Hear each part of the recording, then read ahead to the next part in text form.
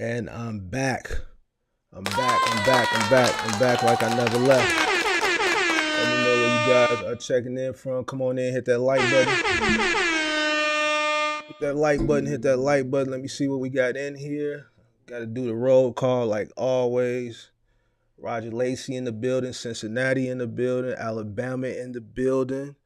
We got North Carolina in the building, Nick in the building. Saw Nick on Kirk's channel earlier tonight. I wasn't saying nothing on the channel, but I was definitely over there listening while I was working out in the gym. Heard Nick got a CDL, so congratulations to Nick on getting her CDL. Orlando in the building. What else we got in the building? Pippi, my moderator in the building. Shout out to Pippi. We got Lewis in the building. We got VA in the building. What's good, Mark? Alabama is in the building. What is going on in Alabama? Alabama. What we got? We got some Alabama in the building. Alabama is in the building. What is this? Poking Bean, Central Florida. Shout out to Lewis. It's the walk in the building. What's the night, guys? We is lagging tonight. Somebody hating on me, man. It's lagging tonight. What is going on? It's the walk in the building. Shout out to everybody that's in the building. Come on in, hit that like button. Tonight, I'm going to basically do a Q&A. Talk briefly about Final Mile, how it is becoming, or what I think Final Mile is becoming as far as popularity is concerned. Similar to Amazon Relay. And I'm going to tell you guys why. I am going to tell you why the popularity in Final Mile, the popularity has come to Final Mile. And it's kind of easing on away from Amazon, not just only Amazon, but also over the road middle mile box trucking. Now, some people may disagree, but I'm here to tell you, I see an influx, an infusion of interest in Final Mile. And I'm going to tell you why. All right, I got the data.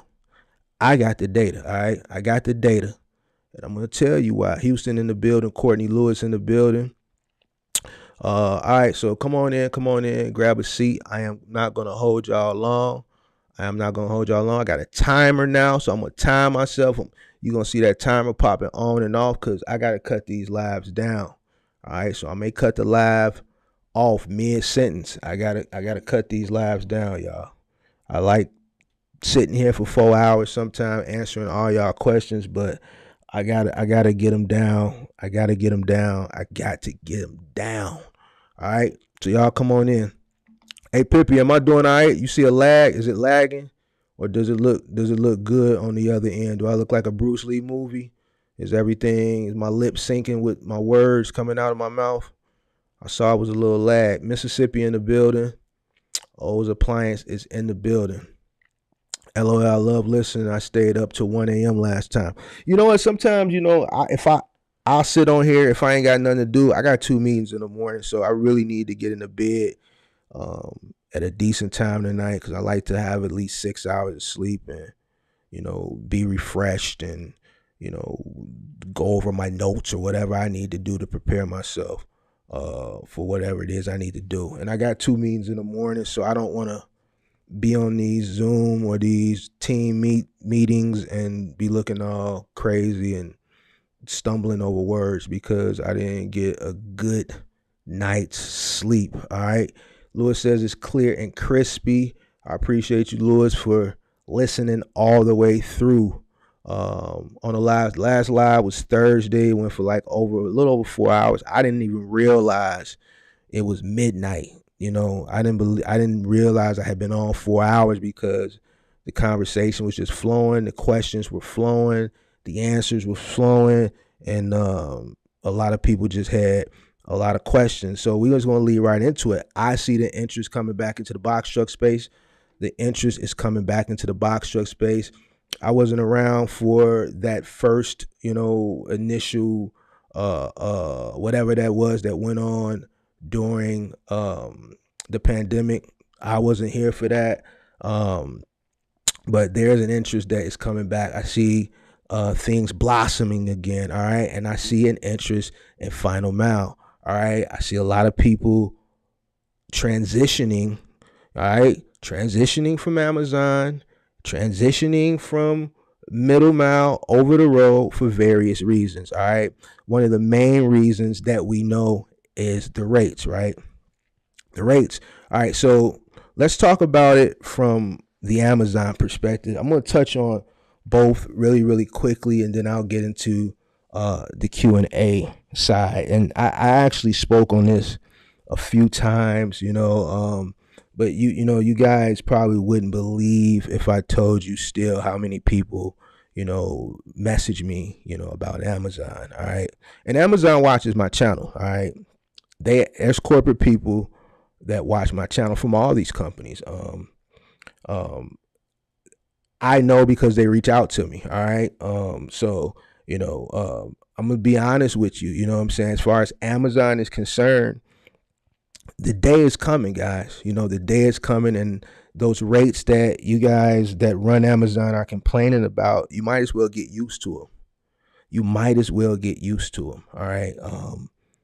I honestly don't see them going in the direction a lot of people want them to go into for two reasons. All right. And we're going to talk about one again. We're going to reiterate this one more time, and then I'm going to leave it alone until the day comes. All right. And then when the day comes, I'm not going to make fun of anybody. I'm not going to laugh, vigorously while I'm holding my stomach and pointing like this. I'm not going to do that.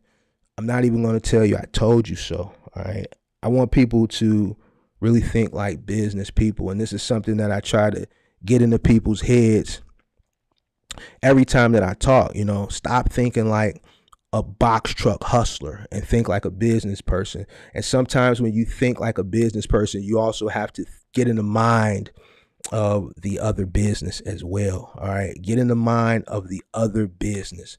All right. And Amazon is constantly adding trucks to their fleet. All right. It was only a matter of time that they were going to implement in the middle mile what they have implemented in the final mile, and also what they have implemented on the trucking side. All right. It was only a matter of time. This system works better for them. They save more money, and it's streamlined. It's streamlined a lot better than the load board. It's a streamlined process. It makes it easy. It makes it a lot more efficient for them. All right. Their sole purpose is to satisfy the consumer. Satisfy the consumer. Now, there's a bunch of things that I see, all right, that I do get enjoyment out of laughing at. Comments that I see on other people's channels. People don't put these comments in on my channel because they know better. All right. Some of the comments that I've seen is, well, they're never going to do it because Amazon can't afford the fuel to fill up their own trucks. All right. It makes me laugh. Oh, or here's another one I saw. Oh, Amazon, once they start paying the maintenance on their trucks, they're going to think twice about it. Like some of these comments that I see from people, it just make me laugh. It makes me laugh because you got people that are owner operators, right? You can't put them in the box that you put yourself in. You may not be able to afford fuel, or you may not be able to maintain your truck, but Amazon can maintain their truck. All right. They can maintain their trucks. They can afford to put gas, and they can afford to pay Element, which is the company that Amazon has been working with for years to manage their fleet. Amazon doesn't even manage their own fleet. They outsource that to a company called Element, all right, in which they pay to manage the fleet for them.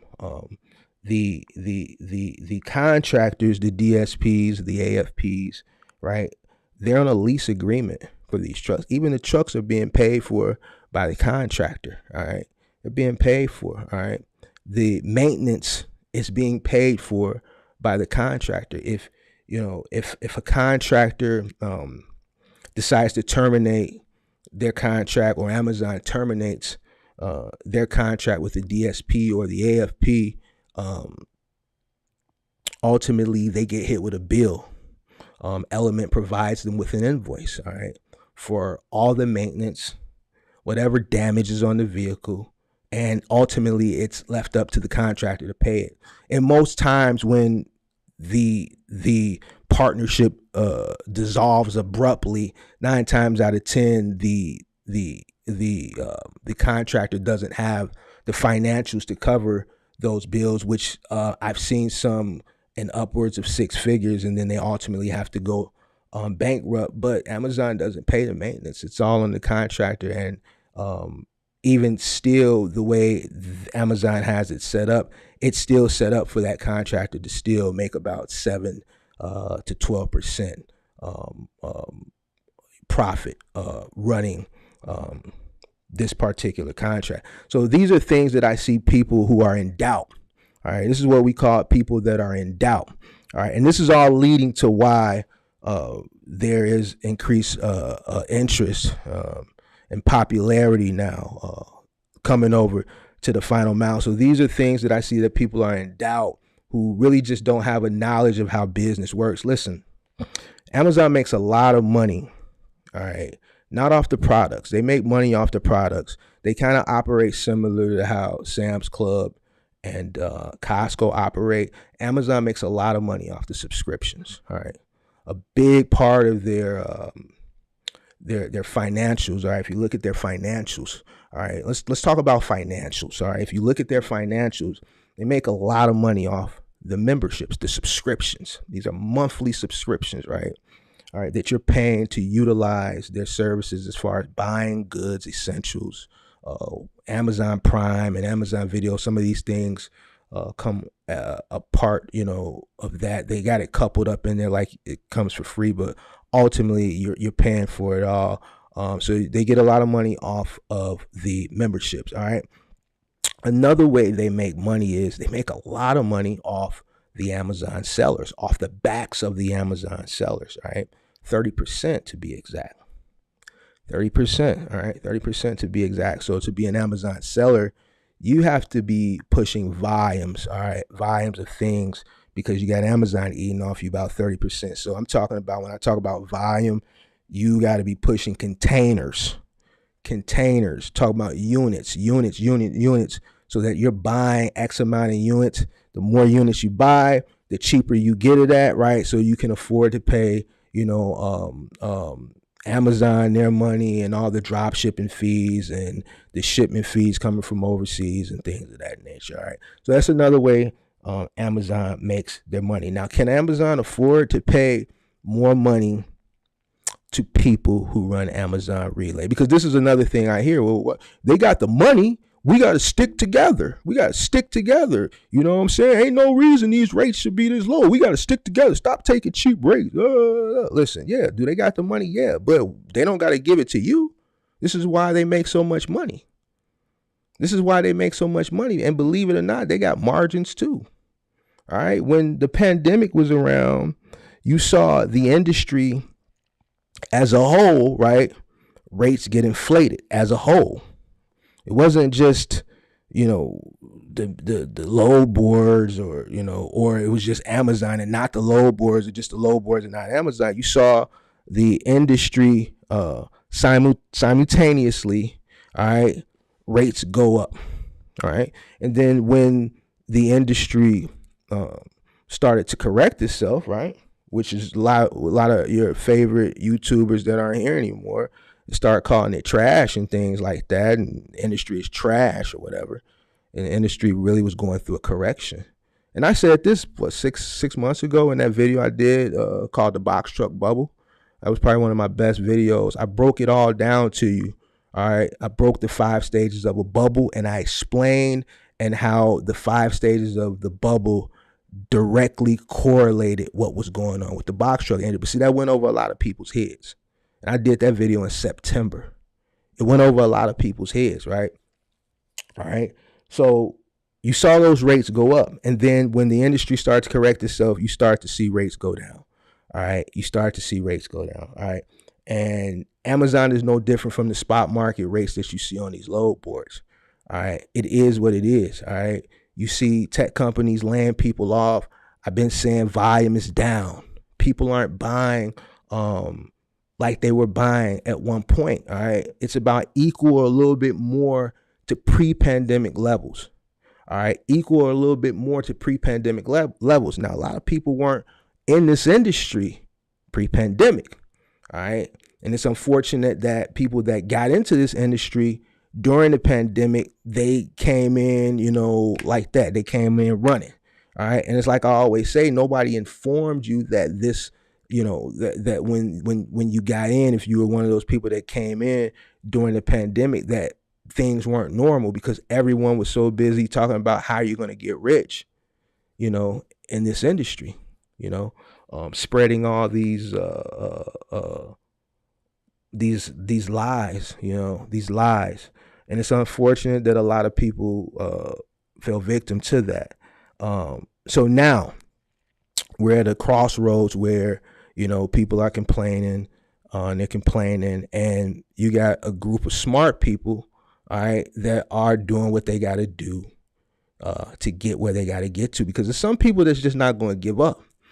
Some people just not going to give up. And, people made fun of the final mile industry. They got their jokes in and laughed and things, but it's a lot of people coming on to that other side now. They coming on over to that other side. Some people got out. Some people say, "Oh, I'm not finna do that. That's too hard work. It's too much hard work." But you got some people that are willing to do what it takes to save their business. You have a truck, all right. So now there have been a peak in interest in final mile. Why? And it's not so bad once people come over and they start running. Yeah, it's heavy lifting consistently throughout the day. But everything that I've been telling people about it is the truth. And they see that it's a lot more money. It's consistent. You know what you're doing day to day. You know the work is going to be there. There's no looking. There's no hoping. You're on a contract. You know what you're going to make. The only thing that you don't know day to day coming in when you're coming in to the logistics company is basically where you're going, your route, and what's going to be on your route. Obviously, people buy different things. You're going to see new customers. You're going to go into different homes every day, and there's not going to be a consistency of what you deliver day to day. Tomorrow, Monday, you may be refrigerator heavy. Tuesday, you may be washer dryer heavy. Thursday, you may, just like everybody's ordering full kitchens. You may have less stops because every stop that you go to may be a full kitchen. So it's going to vary on the pieces, the type of pieces that you're going to be delivering, and it's going to vary, obviously on where you're going, and then, obviously obstacles are going to change from day to day. But ultimately, it's giving people that consistency that they've been looking for, all right, that they've been looking for, that you don't get when you're running off load boards, all right. And I knew it would come to this. You see what I'm saying? I knew it would come to this. And I'm not saying that not everybody is not winning, because there are some people winning, and the people that are winning are the people that obviously have very low overhead, who entered either pre-pandemic or they did enter during the pandemic, but they entered, let's say correctly. They entered correctly, and they're doing fine. So it is what it is. Going forward, I see, and this is something I've gotten asked a lot, what do I project for 2023? I never did a video. Everybody was doing their 2023 videos. No one really gave a forecast, because that is not people's forte. It's always been my forte, the forecast guy. But I didn't want to tell people, in January, what I figured 2023 would bring for this box truck space, because I just felt like people weren't ready for it. In January, it was a lot of people exiting the business, and just to come with certain types of news, I didn't want to make people, put put people in, people already, it was just, the sentiment was just very down. I'm gonna be honest with you now. We're approaching March. I think, well, I know. Let me say I know. 2023 is going to be a year of correction. All right, this is a year that the industry is correcting itself. I wouldn't expect too much out of this year. Once again, if you are a person who is just like these comments that I see about Amazon, and they're not going to want to pay the maintenance and they won't be able to afford the gas. If you're one of these people that makes silly comments like that, all right, and you like wholeheartedly believe that you're going to see rates similar to 2021, latter part of 2020, or earlier part of 2022, just throw your box trucking career in the garbage. All right, because you'll never see those rates again. You'll never see those rates again. So if you're hoping and wishing on a star and praying to God, Buddha, Allah, whoever you pray to, then, just throw your box truck career in the garbage. You're never going to see those rates again. I'm telling you now, those rates were not normal. Let it go. All right. For the last time, let it go. You're not going to see that unless we have another pandemic or some type of god awful tragedy. Then maybe. And then that's a big maybe, because the government has learned a lot from the previous pandemic, and a lot of the monies that were given out in the past pandemic, they're not going to make it as easy as they did the last one. So there ain't going to be people running around here. There ain't going to be no long lines at Gucci, Louis Vuitton. There ain't going to be no trips to Cancun. All that stuff that people was doing last time, they're not going to make it that simple next time. So even if it is a pandemic, all right, I don't think the monies are going to be put out there like that, so people can go spend it frivolously. Frivolously, that's a good word for it. Frivolously. We ain't going to say jagged it off. We're going to say they spent it frivolously, like they did. Unfortunately, a lot of people did invest money into coming into a business. All right. They just didn't do the proper due diligence, and they succumb to their ignorance of not doing their proper due diligence. All right. So final mile, like I always say, it's something that you can make about $250,000 a year to $300,000 a year, one truck. All right. Running consistently on a 5 to 7 day week contract. It is a lot of hard work, and people are coming over now because they are not making it in Amazon, or they're not making it in that middle mile trucking business. Lewis says, I have applied to be a provider for Home Depot, Best Buy, but Amazon needs crazy insurance to get on cargo on 1 million coverage. You said you have applied to be a provider for Home Depot, Best Buy, but Amazon needs crazy insurance to get on cargo on 1 million coverage. I'm not following you. We talking about Home Depot, Best Buy, or are we talking about Amazon? Who's asking for this coverage that you speak of, Lewis? I seen a video on 16 foot doing Amazon relay. He had to pack it in there, but was making close to what the bigger truck made. Listen, I don't talk about strategy when it comes to that. I don't know what these guys be making when they put them in their trucks. People say they do all types of things.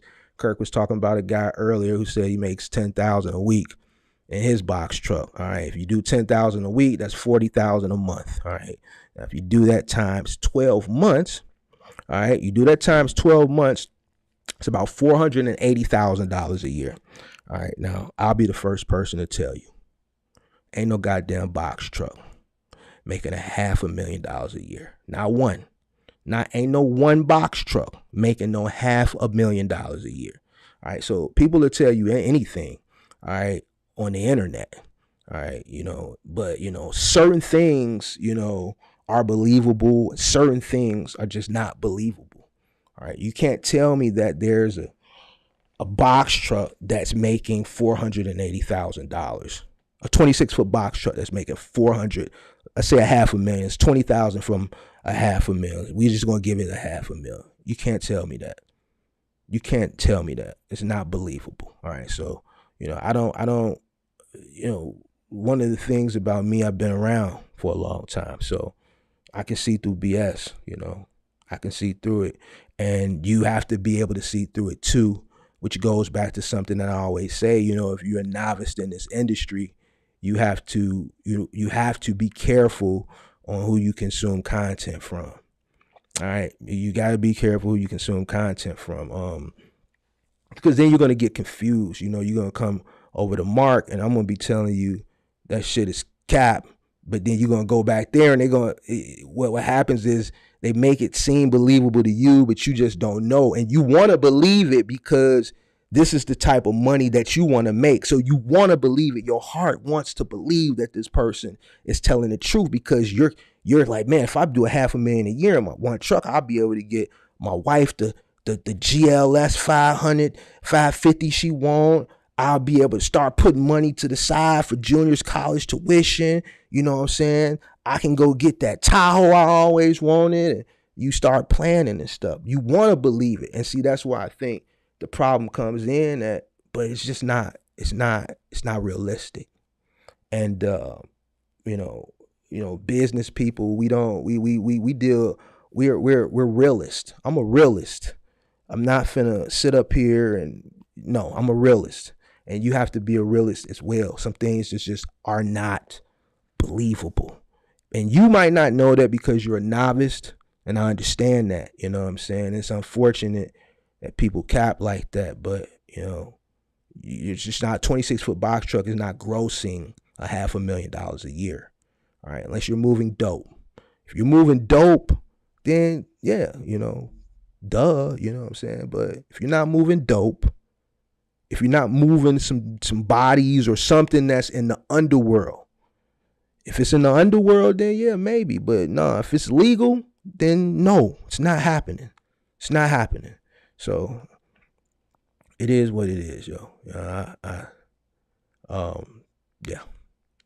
Let me see what else. Luckily I have another truck. They bought into the lies. A lot of people bought into the lies. Unfortunately, there's a lot of people still buying into lies. There's a lot of new people in the space, spreading. I did myself.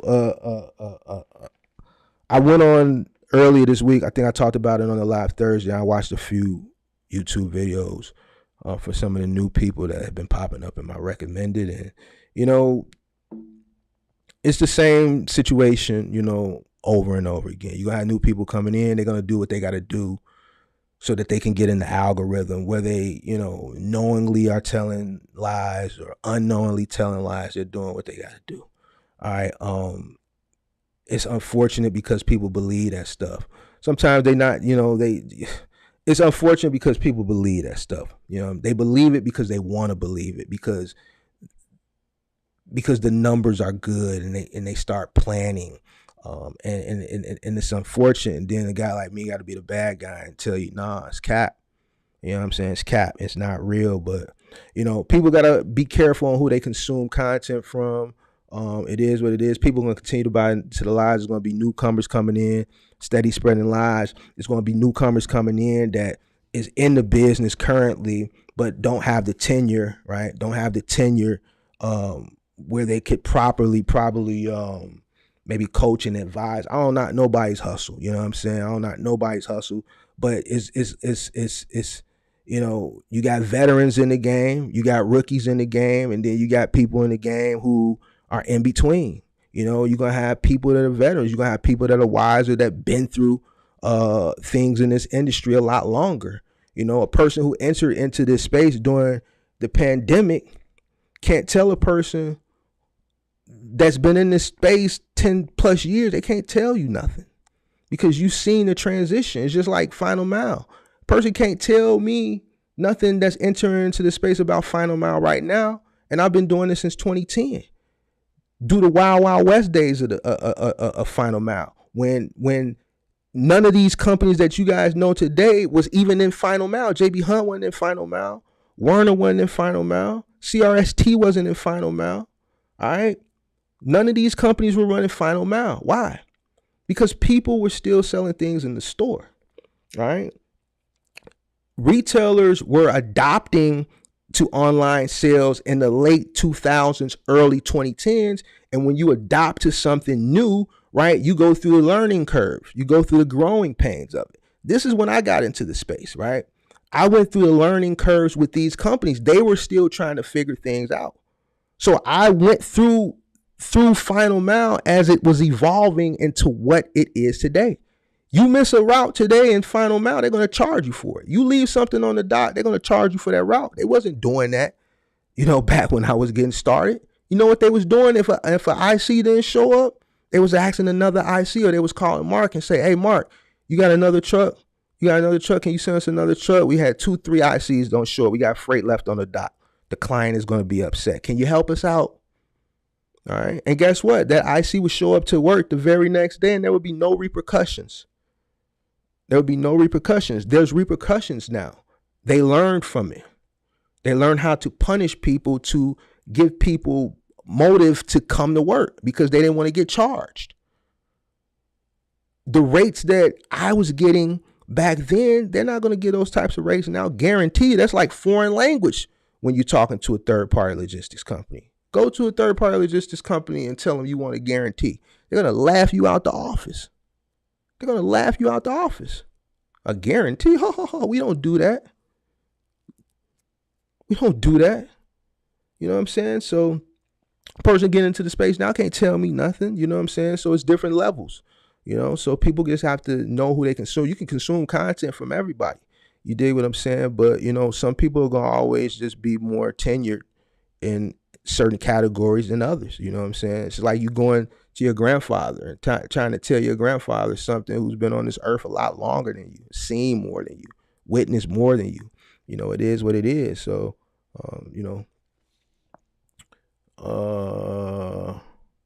this is why you see so many trucks for sale.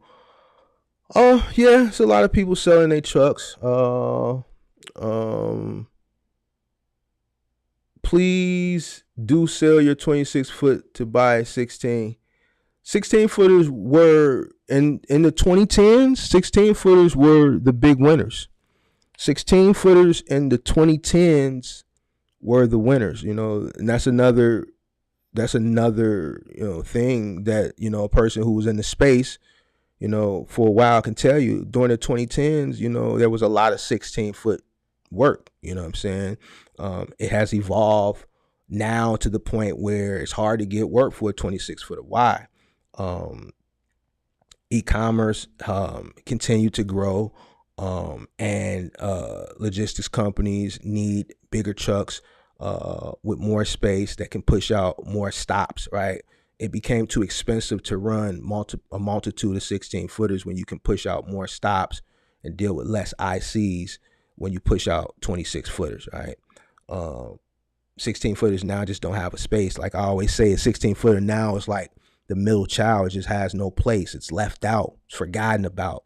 You know what I'm saying?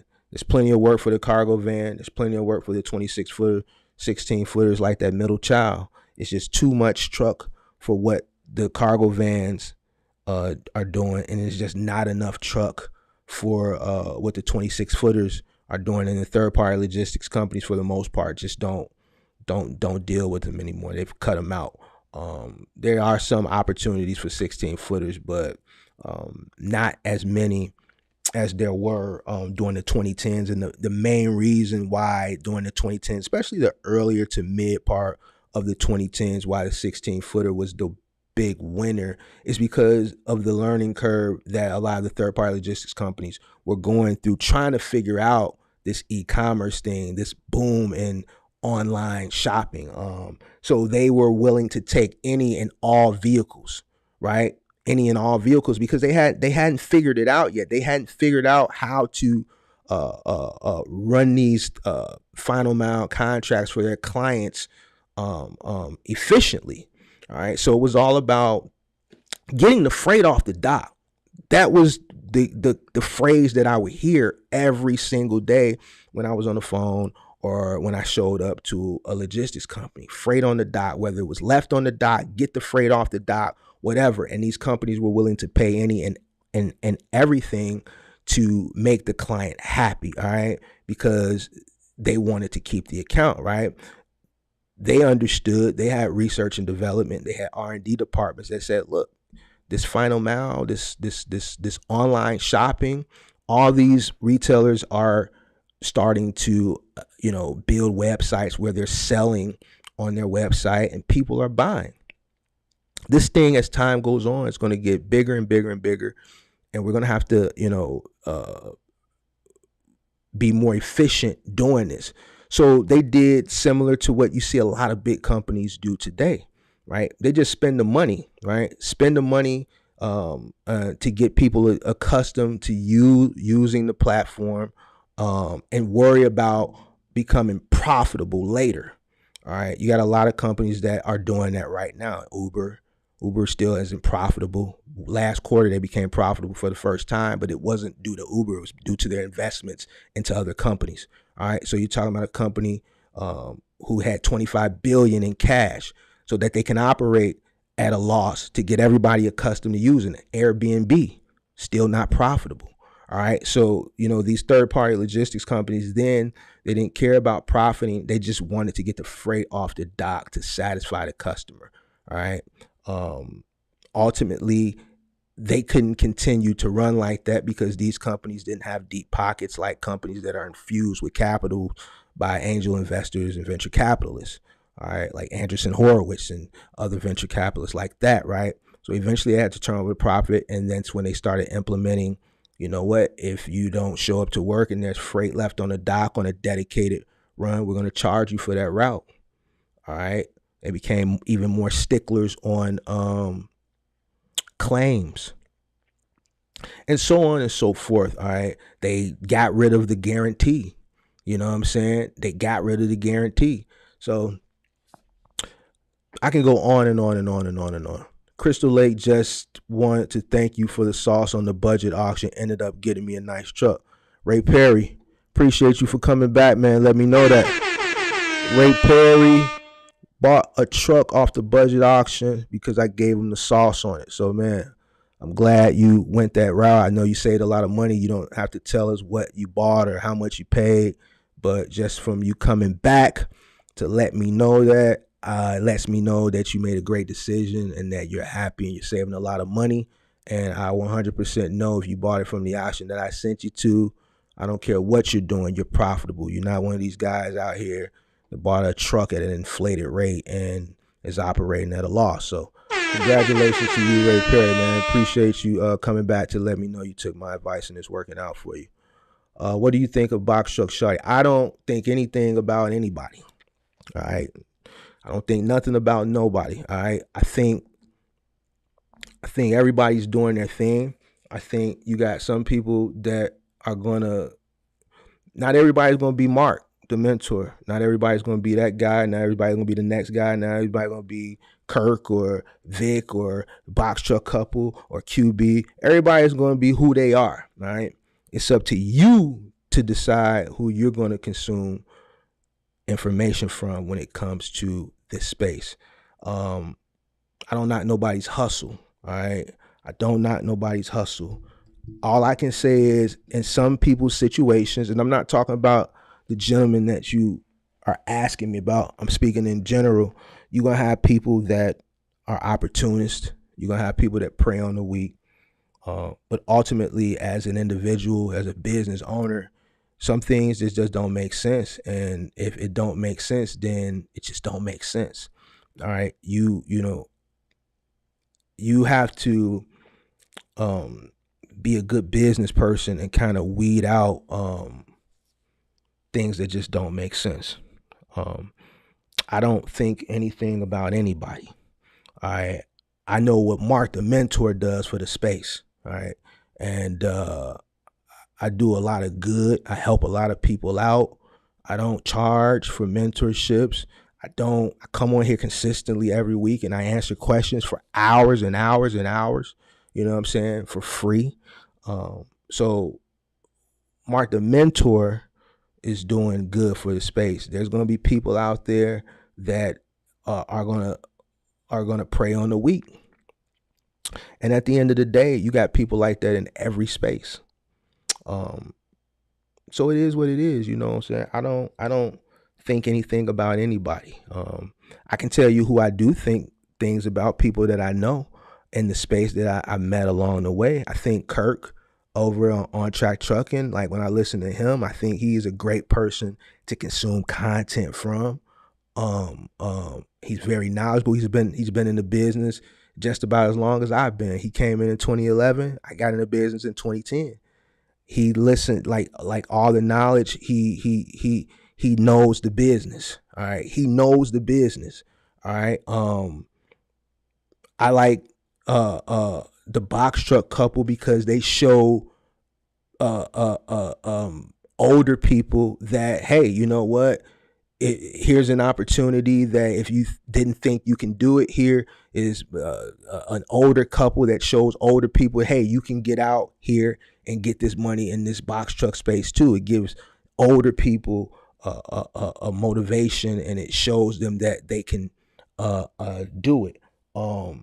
I got the pleasure of meeting QB on the channel a few weeks ago, and I like him because he listens.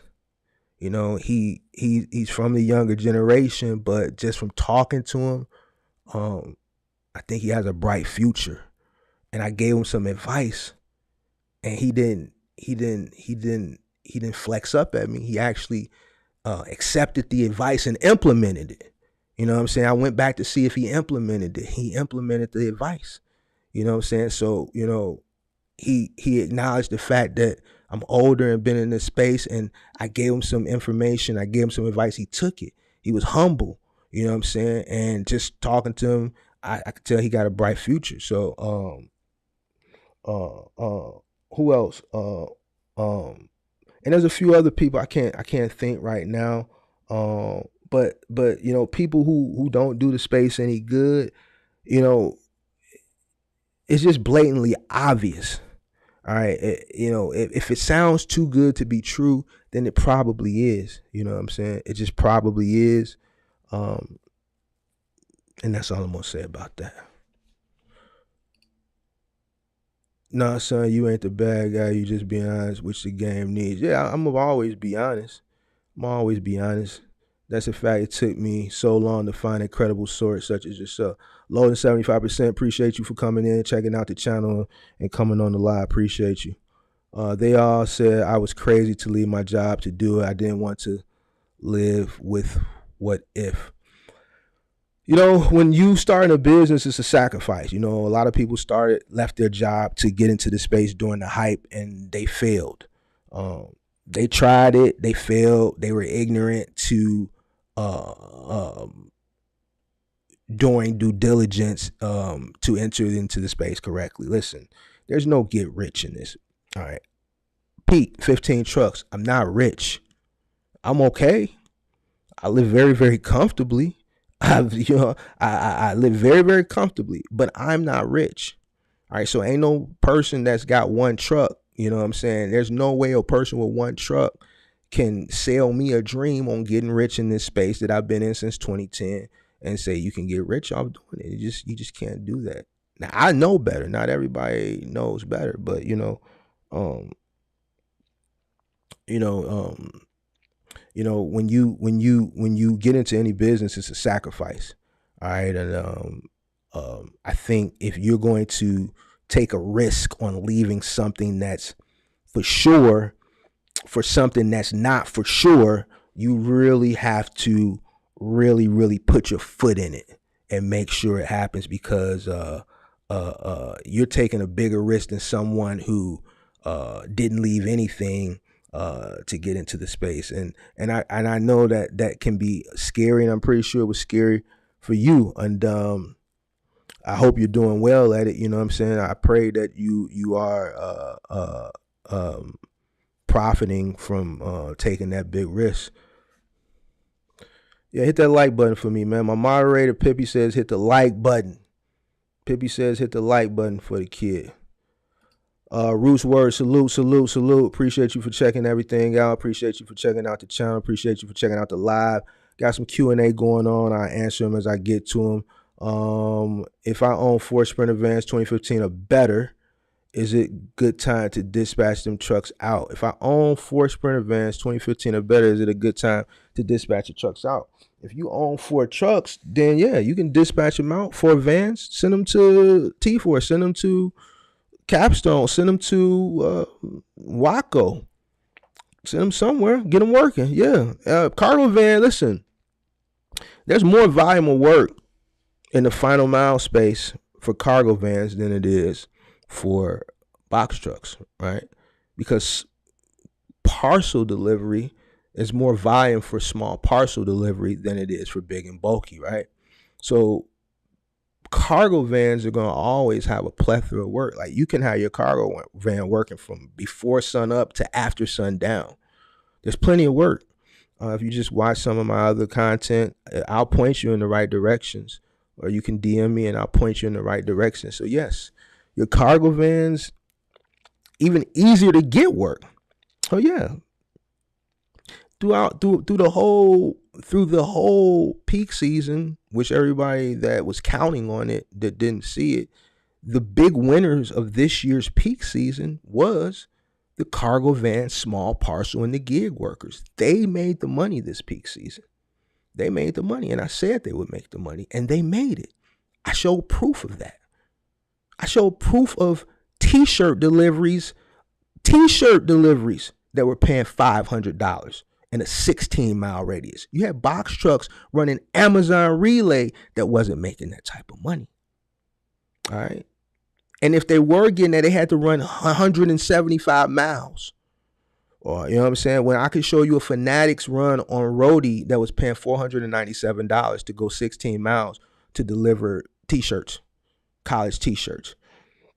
So yeah, there's always going to be plenty of work for cargo vans, especially with final mile, because you got essentials, you got small parcel deliveries. That volume for small parcel goods is going to always far outweigh your big and bulky. So yeah, go ahead. I would go for it. What you waiting on is the question. What's up, Mark? My bad. I'm late. My authority is going active tomorrow, but Enterprise is saying it takes 24 to 40 hours for the truck and won't rent to an active authority. That's something new. You know, before they would rent you a truck whether you were active or not. So I guess you got to be active. If they're saying they're not going to rent to you until you go active, that's just a bullet you're going to have to bite. You know, the pandemic, you know, a lot of things changed during the pandemic. All right. And one of the things that changed were the rental truck companies' protocols, right? And I've talked about this before. I haven't spoken on it in a while. I'll touch on it briefly now because there is a lot of new people, new subscribers to the channel. During the pandemic, you had a lot of people that got into the space that weren't just business savvy people. They were hustlers, and they took these rental truck companies' trucks and they didn't do right by the rental truck companies. The rental truck companies weren't really doing right by the consumers either with the gouge pricing. And there may be a reason why the rental truck companies all went up.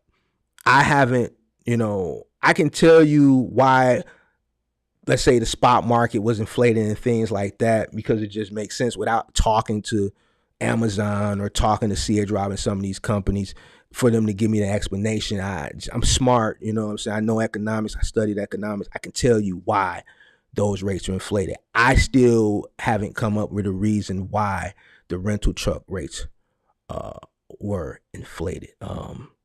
And until I can talk to someone that works for these companies to give me a reason why, I know they went up because everything was going up, but that's the only reason why. There's no metric or economical reason that I can think of on why they went up on their rates. When the truck doesn't involve any labor, right? You're renting the truck doesn't involve any labor. They're not paying for any of the fuel while it's out on the rental. They're not paying for any labor that's involved with it. It's just you're renting the truck. So with that, a lot of hustlers came into the space that just weren't business people, and they mistreated these people's asset, their equipment.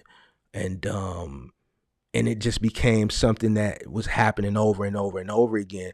So these rental truck companies had to come up with a solution, and they had to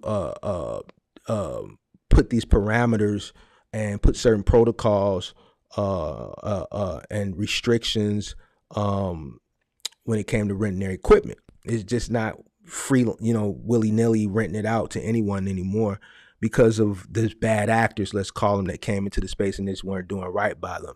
And it's unfortunate, you know what I'm saying, because there are good people who, like you yourself, that don't mean any harm, and bad people have made it more difficult to rent a truck. I don't think this is something that's going to go away anytime soon. It's probably not going to go away at all. This is probably going to be the new norm when it comes to renting trucks. This is a bullet that you're going to have to bite. So if they're saying they're not going to rent it to you until you go active, then you're just going to have to wait till you go active, man. And it shows up. Kelvin Birch checking in from Texas. What's going on, Kelvin? Thank you for checking out the live. Can you speak on FedEx ISP contracts? I can't speak on FedEx ISP contracts because I'm just not knowledgeable as far as FedEx. I'm knowledgeable on some aspects of FedEx, but I'm not knowledgeable on the ISP contracts. I can tell you how to buy a FedEx route, things like that. I can tell you what to look for. But as far as the ISP contracts, no, I can't speak to that. I'm new in the game, been driving for Amazon, but I'm looking to be on my own, currently on a cargo van, but can't decide on box truck. I'm new in the game, been driving. So you drive for Amazon DSP? So you drive for a contractor on the DSP, and you want to go out on your own, and you're trying to decide, do you want to go with a cargo van or a box truck? Is that what you're saying? They also said they have a big party rental account that rents 70 trucks at once, so I'm lucky to rent now. Yeah, you got a lot of big companies, a lot of final mile logistics companies. Like I had a meeting with one company last week, and they told me they rent in bulk like that. They have a lot of connections where they rent for their contractors. Oh, and I got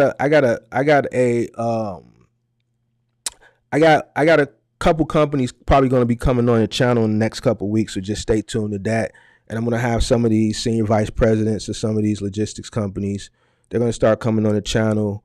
I'll post the dates and I'll post the companies, and it may not fall on my Sunday or Thursday. So if you see me on an off night, it's because I got someone coming on from one of these companies to talk, and they're going to be open to doing a Q&A. So this is going to give you guys an opportunity to talk to some of these people and ask them the questions that you want to ask directly to the company. If you want to onboard with them, they'll give you the information that you need to start the onboarding process. They'll give you the pay scales and all of that. So I got one coming up very, very soon. I don't know if it's going to be this week. It's probably going to be more like next week or the week after next. So stay tuned for that coming up. So we're going to do things like that this year on the channel. I'm going to bring you the horses. All right. So you're going to hear things out the horse's mouth, and you'll be able to ask the horses. So something that I've been working on, something that these companies have reached out to me that they want to do on this channel. So I'm working in the back end to bring you guys the best information, and I'm going to actually bring you guys the companies to the channel to speak directly to you on my platform. So be on the lookout for that. All right. Yeah, get them likes out, man. Get them likes up, man. Get them likes up. It's been tough with my little 16 on the road, on the load board, a whole lot of no click, LOL. I don't give up because that's the worst that can tell. I say, okay, and try again. Yeah, I think we spoke before. You got a 16 footer, so it's going to be a little bit difficult for you on the load board with a 16-foot truck.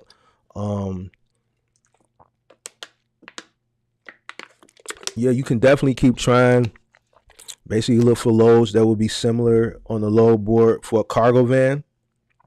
If not, I think I told you before, you can always do go configure, select, You can also do palletized office supply delivery. There are, T-Force does have some, I don't know what market you're in, but in this market, there's a lot of schools and hospitals, a lot of industrial companies that order paper by the pallet, which cargo vans can't really handle. So, you can do that, and it's local, and you'll still get paid by the piece. It's about 40 reams of paper on a pallet. So you might have go get a couple schools. That's a pallet a piece. You might, I don't know, you could be in Detroit and Ford could order 2 pallets of paper. GM could order 2 or 3 pallets of paper. So I would check out T-Force and see if you can get a dedicated route for Office Depot with a box truck, and just do the bulk route. There's ways you can make money with a 16-footer. I just gave you a few of them. You just gotta go out there and look. I wouldn't, if I were you with a 16-footer, you're probably spending more time looking for work, when you can actually find local work, and be actually out here doing it. So I would, if I were you, I'm not telling you what to do. You do what you want to do. All right. It's my advice. The time that you're wasting looking for those twos and fews for your 16-footer, I would focus more on finding something local in your area that you can do bulk delivery for with your 16-foot box truck. All right.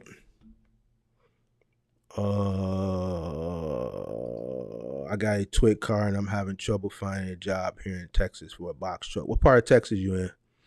Joe Gonzalez in the building. What's going on, Joe?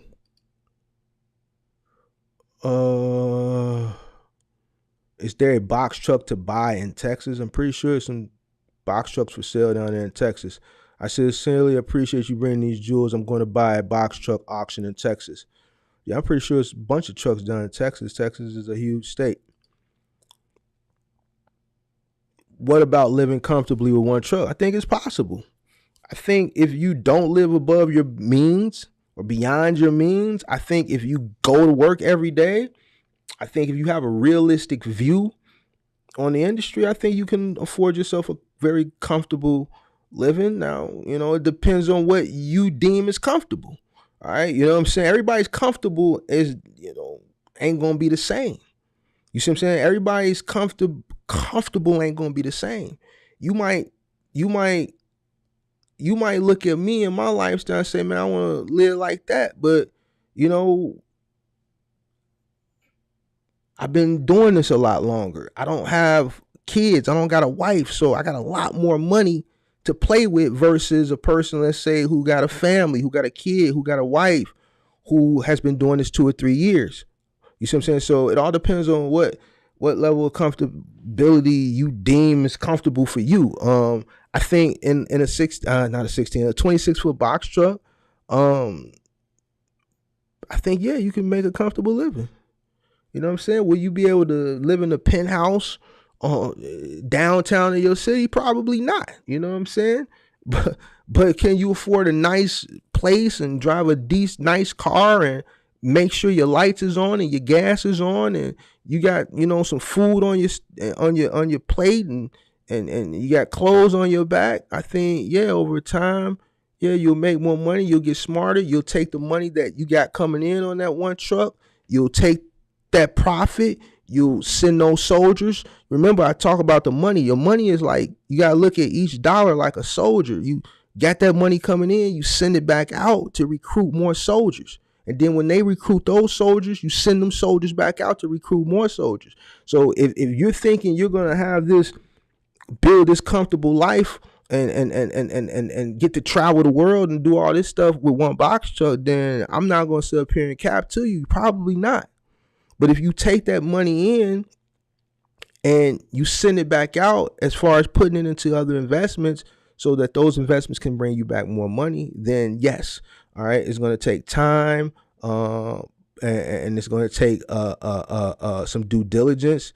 But I say use that one box truck as a stepping stone, right, to create other opportunities for you. All right. Don't believe what you see on the internet. All right, it's a box truck. It's not a semi truck. All right, it's not a semi truck. All right, so utilize your box truck as a stepping stone to provide you the opportunity to invest in other opportunities. So I think you can pay your bills definitely and all that stuff, but if you're looking for that comfortable living where you just pushing S580, you got the loft, the duplex loft, and Midtown Manhattan, and what I'm saying, you flying to Vegas every weekend, or you flying to Cancun for the weekend every other weekend, and no, it's not gonna happen. So, but yeah, you can definitely make ends meet with one box truck comfortably. As long as they don't ask you for cheese, your chin hair going to go gray, waiting for your payback. I don't get it. Long as they don't ask you for cheese, your chin hair is going to go gray, waiting for your payback. I don't know. Maybe that wasn't for me. I just want to stop delivering and lifting things like refrigerators into people's kitchens. I need to do something for me. I just want to stop delivering and lifting things like refrigerators into people's kitchens. I need to do something for me. If you want to stop delivering, you got to set a plan, man. You got to set a plan. Listen, I'm going to be honest with you. Ain't nothing in this box truck space going to be easy right now. It's going to be a little bit more difficult getting in this space. Now, why? Because more people are getting into the space. All right. More people are getting into the space. The longer the space is just known, right? Companies are going to make it more profitable for them. And it just goes back to what I say, being an early adopter. I think if you're running Final Mile now, we know that, okay, you can make 250, 300,000, depending on who you're running for, depending on your market. If you set a game plan with that much money and you're on the truck, you should be able to put a nice size amount of money away every year. If you're operating at scale, you can scale up to another truck, maybe 2 or 3 trucks. Then you can put even more money to the side, and then you can invest that money, and then you can create you an exit plan if you like. The opportunity is there. You just got to create the strategy so that you can do it. Yes, Final Mile is not something that you're going to retire from. It's a young man's sport, right? Now it is, you know what I'm saying? It's a young man's sport, and it's not something a person can do 30 years. If you give it a good 5 to 10 years, right, you can put a lot of money away, and throughout those 5 to 10 years, you're making a lot of money that you can invest into other things. And ultimately, when your body says, you know what, I've had enough, you can transition and you can look back and say, okay, this is what I did all these years, and this is what I was able to obtain from doing this. Now, when you look back, when your body says, look, I had enough, I did this 10 years, I ran 1-2 trucks, each truck grossed about $250,000 a year. I was running 2 trucks, so I was making $500,000 a year gross, and I look back and I ain't got nothing to show for nothing, then that's when you really need to look at yourself and say, well, you know what? I was making money all this time. Now I can't do it no more, and I don't have nothing to show for it. So just to answer your question, if there was even a question, was a statement. I think if you're doing this now, I think you need to create a plan so that when you do decide that you ultimately want to give up, you have your ducks in a row, and you've taken the opportunity that you had while you were in Final Mile making all that money and invested into other things, so you have multiple streams of revenue coming in, so you're not upset with your stuff when you get out and don't have nothing to show for nothing from when you were in it. Final Mile is a lot of money to be made in it. You know what I'm saying? You just got to do the right thing with the money when it's coming in, while you have the wherewithal, let's say, to do this type of work. All right. It's not something you're going to do for 25, 30 years. It's just not. No problem, no problem. Yeah, it's very useful if you want to pick up things from the airport. If you have no desire to go to the airport, uh, then probably not. I say if you're running middle mile, I would definitely get it, because you want to go to the airport. You want to be able to pick up stuff from the airport, all right? So I definitely would get it. You can turn your truck into a drink delivery service if it's not making money. If you have lots of construction sites around, they will appreciate warm drinks and winter and cold drinks in the summer, right? So she's saying you can convert your box truck, I guess, into like a food truck. You know what I'm saying? I've seen some people convert over. You got a truck, so you gotta be creative. You know what I'm saying? A lot of people are coming from Amazon and middle mile over to final mile, but I know that's not going to be for everybody. Everybody ain't capable of doing that type of work. Not everybody is strong like that. Not everybody has the mental capacity to do that. Not everybody is mechanically inclined to do assemblies or mechanically inclined to do water line hookups, to hook up a washer and dryer. There's some dudes out here that can't even change a tire. You feel what I'm saying? So I get it. You know what I'm saying? But if you got a truck, there's other opportunities. There's opportunities I can show you on how you can utilize your truck to make money moving without even having to move stuff. There's companies that will contract you to just pull up, and they'll send out um, laborers to load the truck, and then they'll send out laborers to unload the truck. All you gotta do is pull up, sit there, watch YouTube on your phone or Netflix on your phone.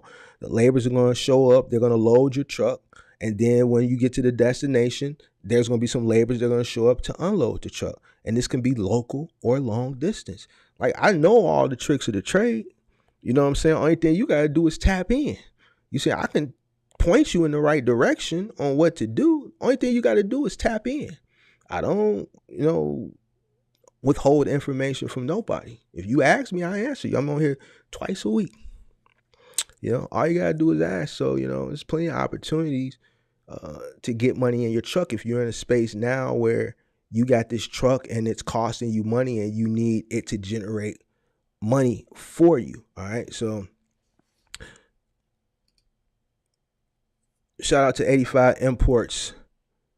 I appreciate the lives you have been doing. I finally took a leap of faith and I finally bought my 26-foot box truck, and it's been good for me because I didn't take the rental route. It's a finesse. Yeah, I think shout out to you, Pelham. I think the rental route now, it just kills your profit margin. And like I was saying earlier, I wish I can have an economical reason on why they went up, other than the fact that everybody else went up. I just can't come up with one. But yeah, right now, if you rent a truck, it's just a killer to your margin, especially if you're running spot market work. You're running spot market work, Amazon load board, your other load boards for OTR. It's just not going to work for you. And I know people just will, you're negative Nancy. I was getting those negative Nancys or God just got me and all that stuff. But, it is what it is. The numbers are the numbers. The numbers are the numbers. And, there's no way you're going to be able to make profit, if you're paying $1,000, $1,200, $1,500, $1,800, $1,900, $2,000 a week on a rental truck, and then you're paying 30-something cents a mile. You're just not. You're killing all your margin in the truck between the actual rental of the truck and the mileage of the truck. All right. And those are just two, we ain't even got to the fuel, because now to operate, to even cover those two high ass expenses, you got to run some miles. You got to burn the road up. And if you can hit 3,000 miles a week, right? And let's say, because I got people that have come to me that are paying 35 cents a mile. Do the math on that. That's another $900, $1,000, let's say. So now you at $1,500, right? Another $1,000 on the miles, right? And then you got a new truck. When you rent the truck, they giving you a 2022, 2023, right? So now you're paying insurance on a brand new truck. That's another two. I talk to people that's paying $2,900 a month for insurance. So, I don't think now, with the rates that the truck rental companies are charging, that a person that is running the spot market could make profit. Final mile, you got a little more room, but I wouldn't even recommend it there. Like I say, if you got a moving company and you're renting a truck for $1,000 a week, then yes, I say go for it, because you're charging $200-$300 an hour. One job, not even one job, a half a day will cover your truck rental, and you got the rest of the day plus the rest of the week. All right, and you're not burning up the miles because the truck is sitting. All right, but if you're running spot market where you're being charged for the miles, and no, it's not going to work. Cargo handlers, transportation, what's going on? Listen from Maryland. Appreciate you for checking out the live. Ain't caught a live in a minute, but much love from Ohio man. Just turned 30. I've secured my LLC and working towards getting DOT and MC. Always valuable info on this channel. It's King 330. Thanks for tapping in, man. Congratulations on turning 30. And congratulations on your LLC. 30 was the golden year for me, man. That's when it all started for me in trucking. 30 was the golden year for me. So summer of 2010, July 10th, 2010, was 30 years old, back against the wall, and that's where it all started. I'll be 43 a week from today, so it's a blessing. You know what I'm saying? When I look back on the journey,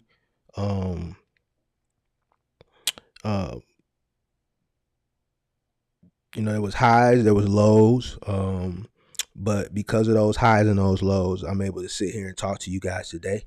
I'm able to sit through Zoom calls and Microsoft Teams calls throughout the week, consulting with a lot of these companies. And I don't talk about that. Like, I consult the companies you guys go to contract with, they consult with me, so I'm able to consult them.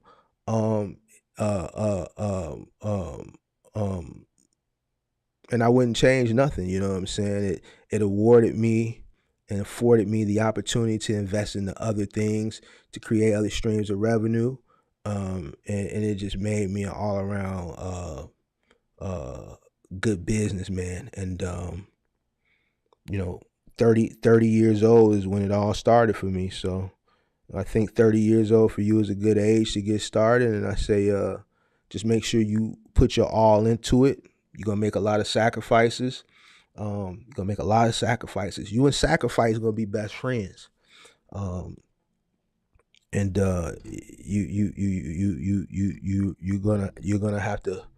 probably gonna have to work a lot harder than I did, you know what I'm saying? And I worked very hard, but it's just, it's different times now. And, as things evolve, it gets harder. So, but as long as you got the drive and the motivation and the ambition to make it happen, you should be good. You should be good.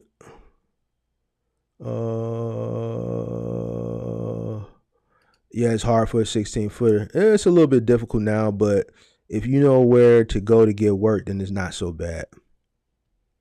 The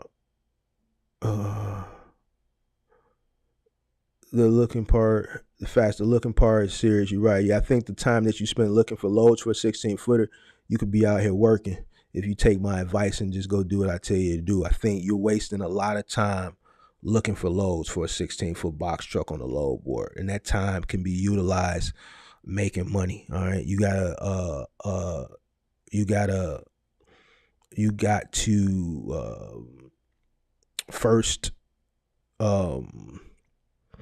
just come to grips with the equipment that you have. You got a 16-footer, right?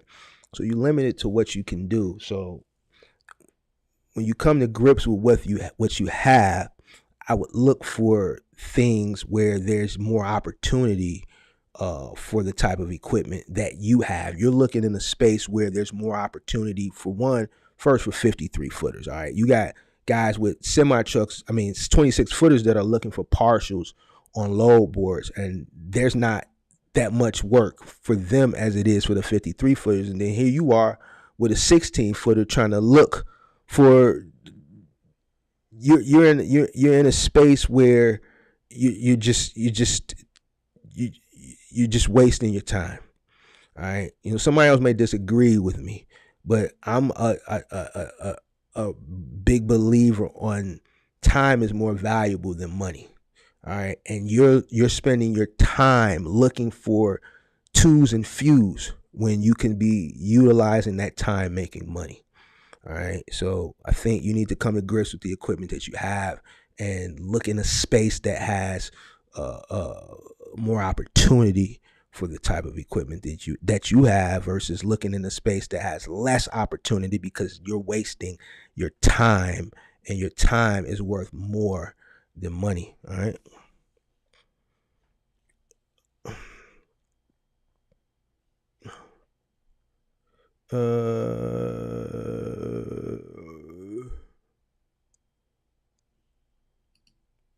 The dynamics are different if you have people looking at you for their needs and wants versus being single.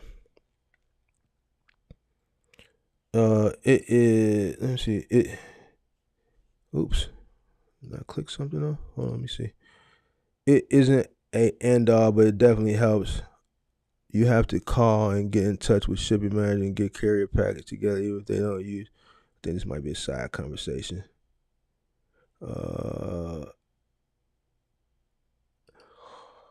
Do a 16-foot box truck need a medical card, and why do people think it's hard to find loads in a smaller truck? All right. Why do people think it's hard to find loads? I think there is less opportunity on the load. Well, I know there's less opportunity on a load board for a 16-foot truck versus a 26-foot truck versus a 53-foot trailer. It just is. Now, are there opportunities on there? Yeah, because you got cargo vans that pull freight, off of the load board. Me personally, all right, I think the time that you're picking between those twos and fews, I know opportunities that a person can make money locally with that truck. You know what I'm saying? So I would value my time versus spending my time scouring through, these load boards for opportunities for a 16-foot truck. That's just me personally. Now, what everybody else wants to do, then that's on them. All right. I'm just saying what I would do. All right. I've never been a middle mile guy. All right. While I like to know, and I've liked to know in the past what my stuff is going to be doing day to day. All right. Are there opportunities for 16-foot trucks on load boards? Yes, wholeheartedly. But the load board wasn't designed for a 16-foot truck. It wasn't. So that's how I look at it. You know what I'm saying?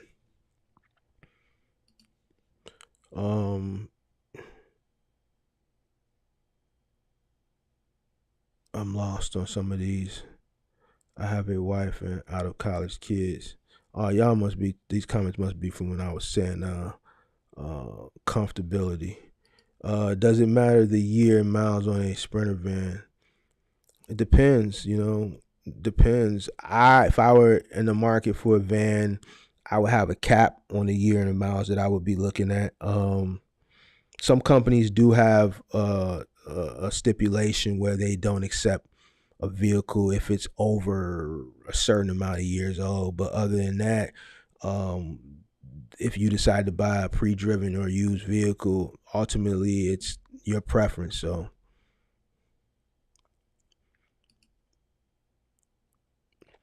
what's some of the best cargo van contracts? Like I always say, the best cargo van contracts that I know of would be the office supply ones. I think those are really good contracts if you can land a route that has a good piece count. I think that's a good contract. It's a Monday through Friday contract. It's dedicated. It's not a lot of heavy lifting. That paper can be heavy, but you get you a good mag liner, spend the $300 on a mag liner, and get to work. You're gonna make you on a good piece count route. You can make you somewhere between $3 to $425 a day, and delivering office supplies. You know what I'm saying? So I think that is the best. That or medical supplies, either office supplies or medical supplies, and then you can supplement, the rest of your day with doing gig stuff. There's plenty of gig opportunities with for a cargo van. So office supplies or medical supplies. What's the best approach to getting to final mile? It's the King. Hold on, let me see some. I gotta scroll down way behind. Shout out to It's the King for the super chat. Appreciate you. Appreciate that super chat. Let me go back to that question. Where was it at? Right here. Well, I answered that one. What's the best approach to getting into final mile? Just apply. Find a logistics company that offers final mile and apply. If you haven't done final mile before, I wouldn't suggest you start with something advanced like appliances. I would start with mattresses or maybe IKEA. I would hit up NAL, try to get IKEA, or I would hit up like Cardinal or Top Hat, one of these companies that are mattress contract heavy, and try to do some mattress deliveries. You can't really screw up a mattress delivery, even though there are some people that do it, and you gotta be a retard to do it. But I would start with something like that to kind of get your feet wet, get your body conditioned, going in different houses, scoping out different houses as you're delivering these mattresses or doing IKEA. And then I would kind of probably go into something a little bit more advanced like appliances. If you jump right out there in appliances from the beginning, there's going to be no training. There's going to be no none of that. You know what I mean? From day one, you're liable. They don't care. All right. They don't care. Day one, your first stop, day one, you screw something up, you're paying for it. So, I know to a lot of people, this stuff, well, how hard could it be? I moved myself. I rented a U-Haul and moved myself. It's different when you move yourself, because if you screw your stuff up, that's on you. You're going to cuss, you're going to pout, but at the end of the day, you're going to deal with it. And guess what? Your refrigerator might not be the refrigerator I order or the next person order. You might go to not Sam's Club, to Home Depot, and you may get you a 22 cubic foot refrigerator for $800. Mark may go to Home Depot and get the LG for $4,500.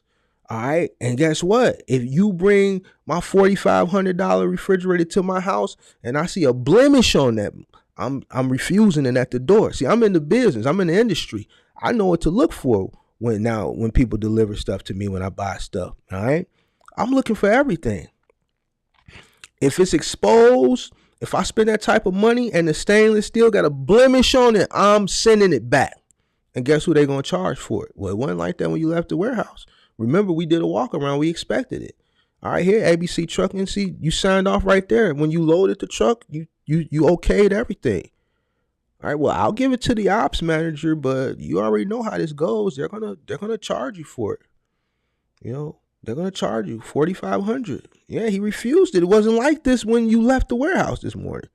It must have bumped up against something when it was on the truck. Did you hit a pothole or something? Was it strapped to the wall? Did you put a blanket in between the ratchet strap? Because where the ratchet, when you ratchet it, it has that metal piece on the ratchet, right? You got to put a blanket right there so that when the truck is moving, that metal part on the ratchet, right, is not scratching the stainless steel. You see what I'm saying? So I would start with something, if you can, very not as advanced as appliances, mattresses or maybe IKEA. Just apply with one of those companies. If you need the companies to apply for that have more beginner friendly final mile routes, just hit me up in a DM and I'll shoot you some. Mark, does a 26-foot box truck necessarily have to go OTR to be successful? No, it doesn't. I haven't been an OTR guy. I never was an OTR guy. I'm a moving and final mile guy. And I think, in my career, I'm very successful. All right. Harder work, the scope of work is harder, pays more, but it's harder work. So no, you don't have to go over the road to be successful. If you're willing to put in work on a local level doing final mile, then yeah, you can make a lot more money, and be local. So no. I just got my authority. It's hard starting if you're not tapped in with the right people.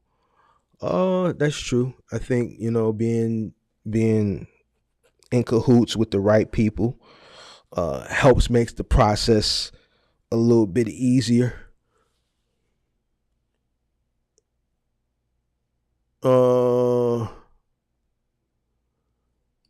CRST, a good company to do work with. CRST acquired who did CRST acquire? I think NAL. Hold on, let me just make sure. Was that Maersk that acquired NAL? Was it CRST? I think it was CRST. Hold on, y'all. Let me just double check because I don't want to.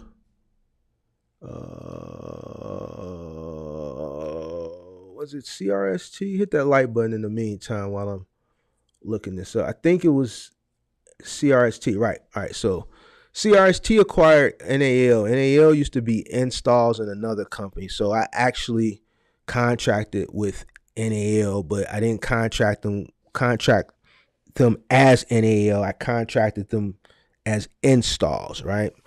And CRST acquired that company. I can't speak for CRST. As far as installs is concerned, it was a good company. I don't know how they operate now under the thumb of CRST because all these private third-party logistics companies throughout the years have been acquired by big trucking companies. All right, so this goes back to me talking about being early adoption. By me being in this space during the rise of e-commerce, a lot of the contracts that I had in those early days were through private third-party logistics companies, and all these companies have since been acquired by larger companies, as the larger companies have to find a space in the final mile industry. It's just easier for them to acquire a smaller private company. So I don't know if you're telling me CRST is a good company or if you're asking me, are they a good company? I can't really speak to that. I can speak to the company that they acquired because I contracted with them for many years, and that company was very, very good. Very, very streamlined, easy to work with. If you wanted to, if you felt like the rate they were giving you on a specific job, you could request more, and as long as it was reasonable, they would approve it like that. And they have IKEA, which is an account that I think most people, if you're getting into the space, IKEA is the account that you want to start with. Even if you're not getting into the space, you've been in the space, you can get IKEA. That's a lot of money with a lot less work. You don't got to worry about lifting no appliances. You lift it. If anybody's went shopping at IKEA before, once you go look around, you figure out what you want, you go, I don't know, every IKEA may be different. Here, you go downstairs to the bulks, to like the warehouse area where you find the number of the stuff, and you go pick the stuff up, and most of the stuff is in parts anyway. So you're delivering it the same way. You really can't mess IKEA up. You can't really damage it. You know what I'm saying? You really can't mess nobody's property up with it. So it's a good account to make good money with less liability. IKEA and mattresses, two accounts that if you can land them, those are the accounts you want. Those are the accounts you want. You want those over appliances. So Hopefully I was able to answer that. How you getting a final mile? Is that JB Hunt or Lowe's? How do you get into final mile? Same way I just told Buddy. Just apply. Find an account that you want to work on and apply. I prefer, or I suggest that you start with either mattresses or IKEA. Your back and knees will be gone doing final mile 25, 30 years. Right. So that's why I say I give you 5 to 10 years, man. 5 to 10 years, you should be able to save up a bag of money doing it. All right. You should be able to save up a bag of money doing it, and you should be able to transition out.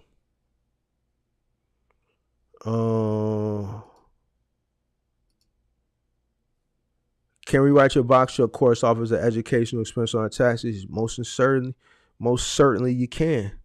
I only got three courses up. Well, actually, one is a course. The other two are really tutorials, but I only charge for one of them. I've given you the DOT one free. The 5 stages of growth on my website, I've given that away free. And then the how to start a box truck business 101, that's $24.95, which is very cheap compared to a lot of other people's courses I've seen. And the only reason I charge for that one is to, help maintain the website, cover the cost of the website. But yeah, you want to write that little $25 off? Yeah, you can go ahead, write it off. It's just buy it under your business. So use your business debit card to buy it, and it was just a tutorial course on how to get started. Just a tutorial, just a walkthrough tutorial. Yeah, you can write it off. Hey Mark, will you be doing an update on building and obtaining business credit? Also, do you prefer a mechanic over going to the dealership? Will I be doing an update on building and or obtaining business credit? I mean, I guess I can do a live dedicated specifically to that. Usually I'll touch on it if someone asks me a question about it. I know I touched on it Thursday or maybe last Sunday. A lot of people have been asking me about it more recently. So maybe, what's today, Sunday? Maybe Thursday, I guess I'll do a live on credit. It's pretty simple. I've been seeing other YouTubers, touch on it. A lot of the stuff they be saying is just don't make sense. And I think what I may tell people, what I have told people, it may kind of crush their feelings and their dreams, but it is what it is. So maybe Thursday I'll just go ahead and just dedicate a live to business credit. So we'll do that Thursday. I'll just mark that on the calendar for this Thursday. I'll tell you guys what you want to hear as far as business credit, if you haven't heard from me already, but I'll do it Thursday. And as far as mechanic, if you buy a truck, you're gonna have to find a diesel mechanic shop in your area. More likely than not, unless you buying like a Hino or a brand new International or a brand new Freightliner, from the dealership, you really probably not going to take your truck back to the dealer. More times than not, you're going to buy your truck from a private owner, or auction, or some type of off-brand truck lot. In the most cases, you're going to have to find like a diesel mechanic shop in your area. Unless you got a Hino, then you're going to probably have to take that thing back to Hino. I wouldn't even buy a Hino if you don't have a Hino service center in your area, because a lot of places won't even work on it. They don't have the software to diagnose it. A diesel truck mechanic shop, you'll come out cheaper. You know what I'm saying? You'll come out cheaper. So I've always worked with diesel mechanic shop.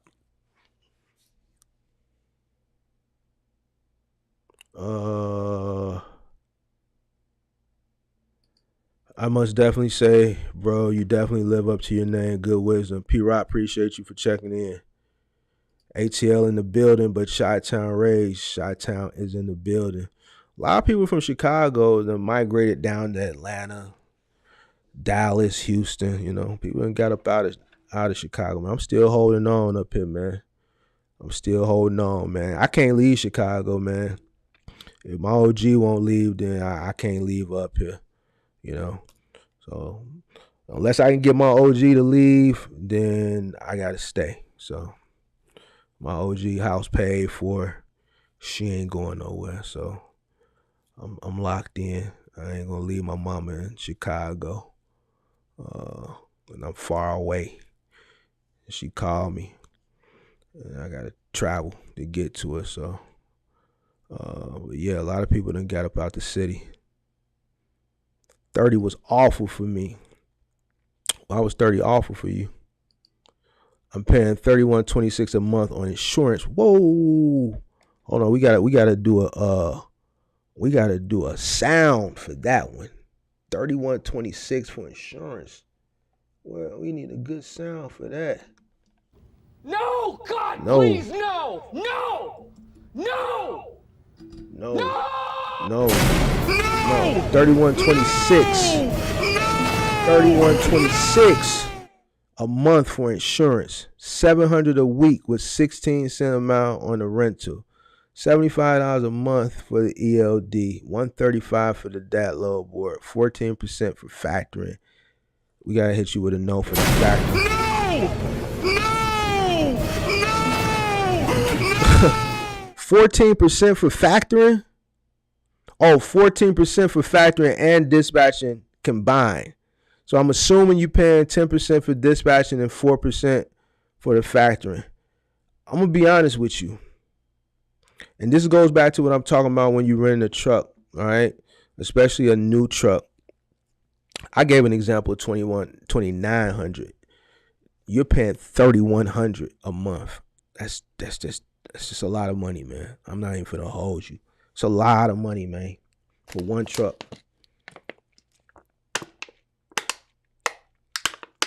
That's a lot of money. That's a lot of money, man. That's a lot of money, man. That's a lot of money, man. That's like $775 a week for insurance, bro. It's almost $800 a week for insurance. It's a lot, bro. It's a lot. It's a lot. Now, your weekly rental at $700 a week is fair compared to some of the other rates that people present me with. So you're about $100 a day. That's good in today's market. 16 cents a mile. That's great. So your weekly rental and your mileage rate are excellent in today's market compared to a lot of other people. Your insurance is high. Insurance is high. Your load board, you got the right load board. You're factoring, you need that 10% that you're paying on a dispatcher. Your dispatcher is probably gonna hate me for this, but I'm gonna keep it 1,000 with you. That 10% is probably your overhead, not your overhead. That 10% is probably your margin. That's probably your margin, bro.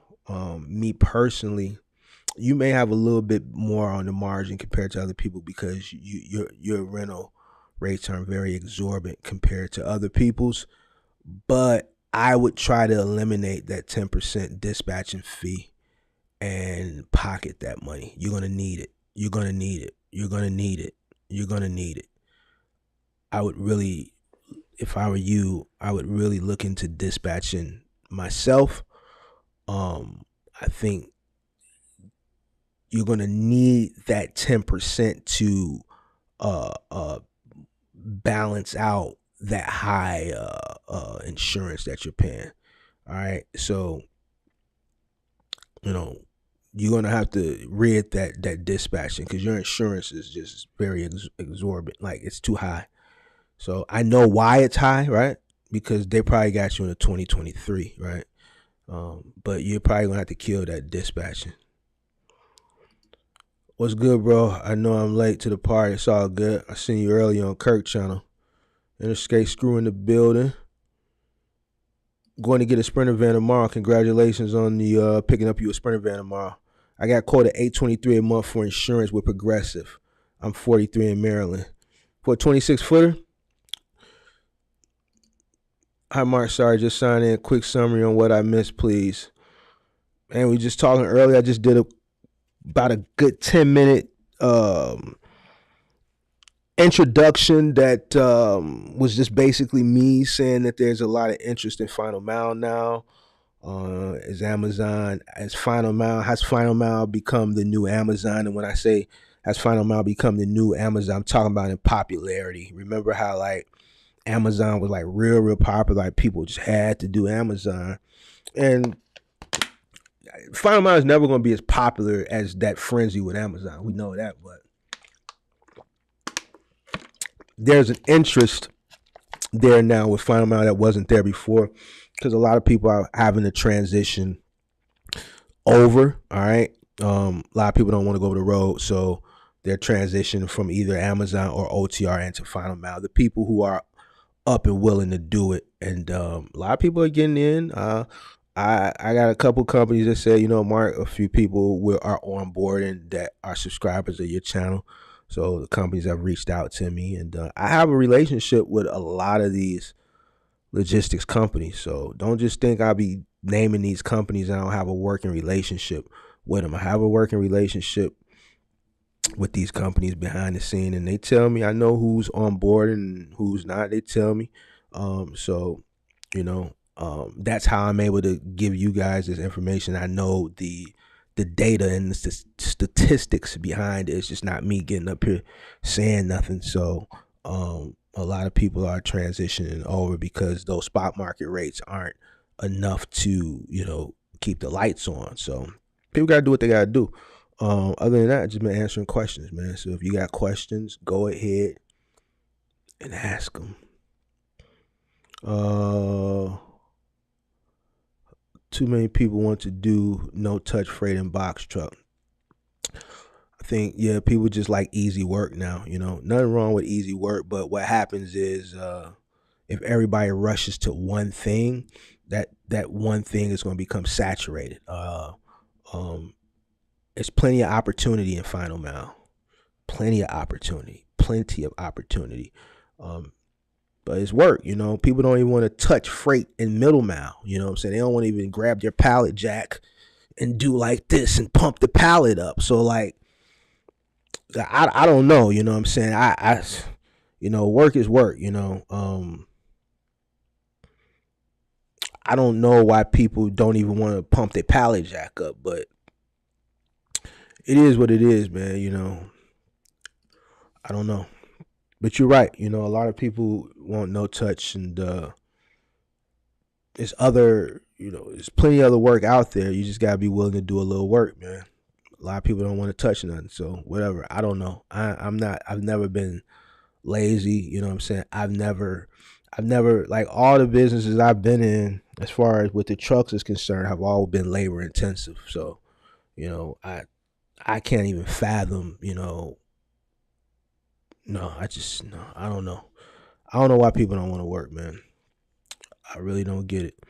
Damn, $31.26 for insurance for a box truck. Damn, I opted out and locked my credit and all the companies that give information to the insurance companies, and maybe that's why my insurance is on $823. Your insurance is on $823 is one because you're 43. You probably have a good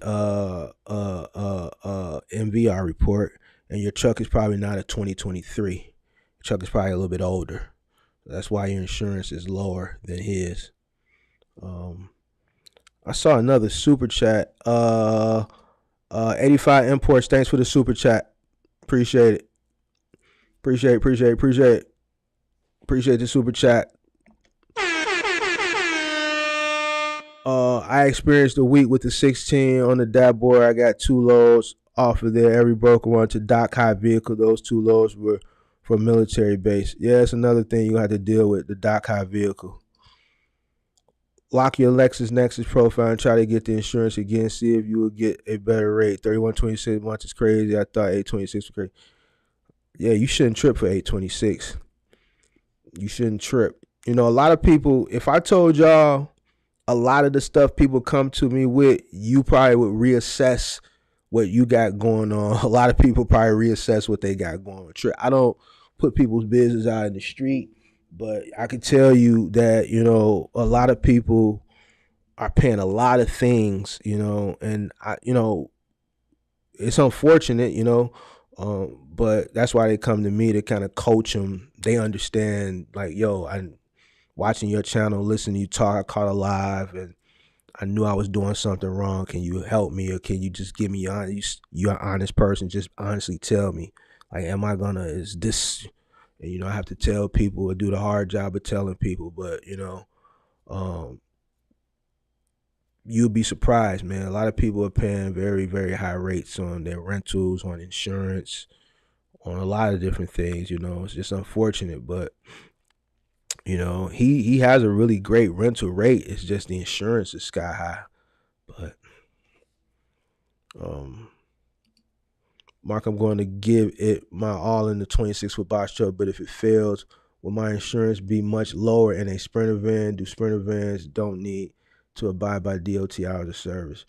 Insurance would be lower in the Sprinter van. Yeah, you do have to have a DOT if you're running commercial freight. Stop believing what these guys are saying about cargo van. If you're running commercial freight, you need a DOT. All right, you need a DOT. All right, you're running commercially. You're running commercial freight. You need a DOT. I know I've seen some people say you don't, but you do. We did a live on that where I dispelled that. Actually, it's one of the highest viewed lives I think I've done. That cargo van live where the thumbnail is like green and black. How to start a cargo van business step by step. I did that live in December. Go watch that. I showed you why you need one. We went through the FMCSA website. We used their tool where they have a tool that shows you, and it says, do I need a DOT? I took you to the tool. We put all the parameters in. Yes, you need a DOT. You need a DOT for a cargo van if you're running commercial freight. All right. Don't let anybody tell you different, because they're going to send you off. All right. But yeah, your insurance is going to be a lot cheaper. And yes, you need a DOT.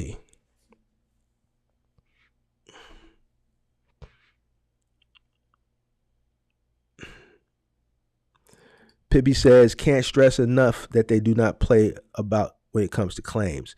Yeah, so just to reiterate, and I know I reiterate a lot on my coaching sessions when people go coaching about final mile. Claims is a killer. It's not a silent killer. It's a brutal killer. All right. One claim will ruin you if it's the right claim. When I say the right claim, the wrong claim, but the wrong claim is the right claim because it's the right claim to put you out of business.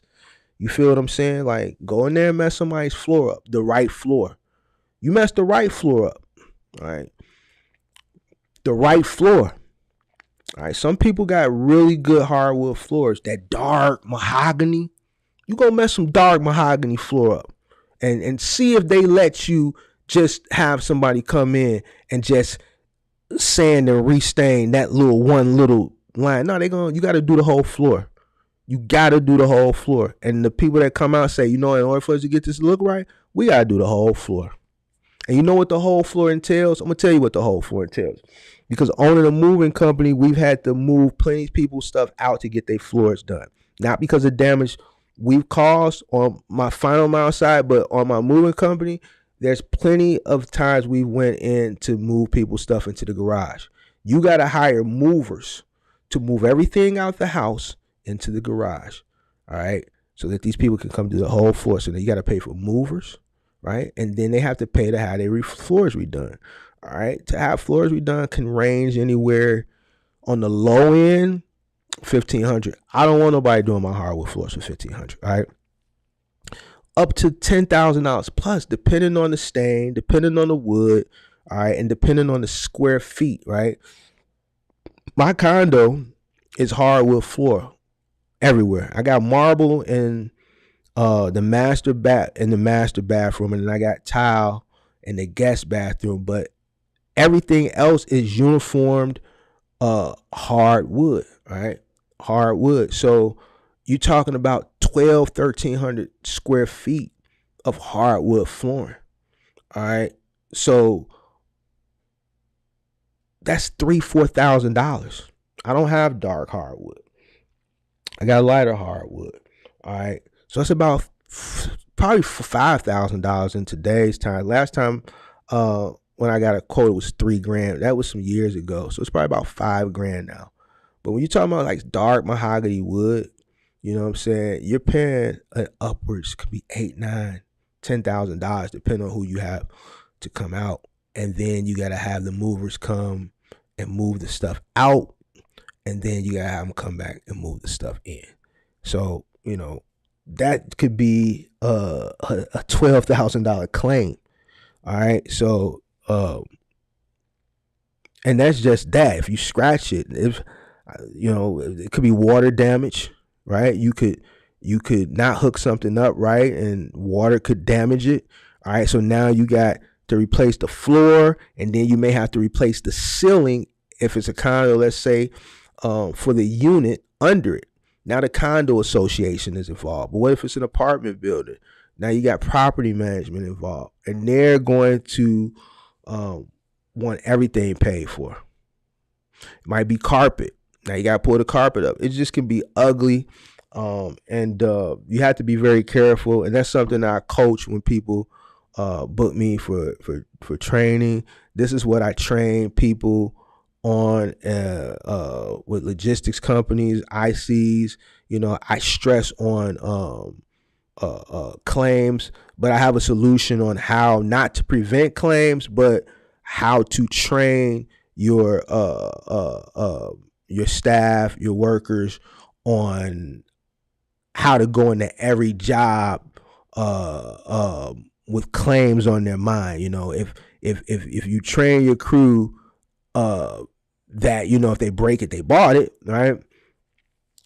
It's fresh on their mind every job they go into, because the last thing a person doesn't want is something coming out of their check. Now, some of these claims will far surpass what your people will be making, right? All right. So, but you have to instill it in their mind that, listen, you don't want nothing. Even if the claim surpasses what you pay, I'm going to take your whole check. Mark has taken somebody's whole check before. On a couple occasions, most for floors. All right. You know, it's done, you know, I had took one dude's check, right? He thought he was going to damage the floor and quit on me. So he came his last day. I gave him the envelope. With his check with a zero. So, you know, he thought he was scot-free, thought he was going to damage the floor and quit on me, right? He came, handed him the envelope with his check, right? Well, he didn't open it because, you know, the money has always been good. No big deal. All right, Mark. Been good, man. You know, thought he was finna skate on me, right? He get to the car. 5 minutes later, he opened it. Get that call. You mother, blah, blah, blah, bleep, bleep, bleep, bleep, bleep, bleep, bleep, bleep, bleep. You mother. He was Mexican, so he got to talking in Spanish to me. I didn't understand what he was saying. He cussing me out. You mother. I'm like, man, you damaged the floor. I mean, you know the policy. You broke it. I quit. I'm like, you quit, but you still damaged the floor. Just because you quit don't mean you don't pay for the floor. You already know the rules. All right, and I get it. You're one of the better guys that never made no damages, but you made a mistake this time. You know the rule. The company don't take the hit. Why didn't you put some masonite down? Why didn't you put down a blanket? Why would y'all move the refrigerator on the floor and not check to make sure it wasn't a pebble or something under the rollers of the refrigerator that could dig into the hardwood? Listen, that's not something I'm going to pay for, because you have the proper tools on the truck for this. It'll be different if I didn't supply you with the proper training and you didn't have the proper equipment on the truck. Your partner said y'all messed up. Y'all both admitted to this. Y'all got the masonite on the truck. It's blankets on the truck. Y'all were just lazy. Why do I have to pay for your laziness? And you're one of the guys who don't make mistakes. He didn't want to hear that. So after he got done cussing me out, I got a call from his son. His son got to talking about how the Latin Kings was gonna get on my ass and da da da da da da da. Come on. You already know what we up here with. So man, it is what it is. At the end of the day, taking somebody's money is never easy. All right. So you kind of want to avoid that situation because these are going to be, with the right people, these are going to be some of the, things that you may have to deal with. But if you train and you coach them properly, they're going to go into each job with that on their mind, and they're not going to want that to happen, because after all the woofing, guess what? You still don't have your money, right? Because your money is going to that customer to settle that claim. All right. So just training, making sure your trucks have the proper equipment, the proper training, and that you provide your crews with make sure you as your company have documentation, right, that they sign off on stating those rules. You just can't take people's money, right, without having some type of paper trail. So in the onboarding process, when you hire these members or these team members or workers, or however you want to classify your employees, just make them sign off that if they damage something, you have a damage claim where they pay for it, and if you got to deduct X amount over a period of time out of their check. So even still, when this does happen, because it will happen, you have their signature on a legal document stating that they have admitted that they will, cover any damages that are incurred upon their, that any damages that they were responsible for doing. And then like these contracts, I tell people you get Rocket Lawyer, right? Rocket Lawyer is great. You don't have to hire a lawyer for every single thing.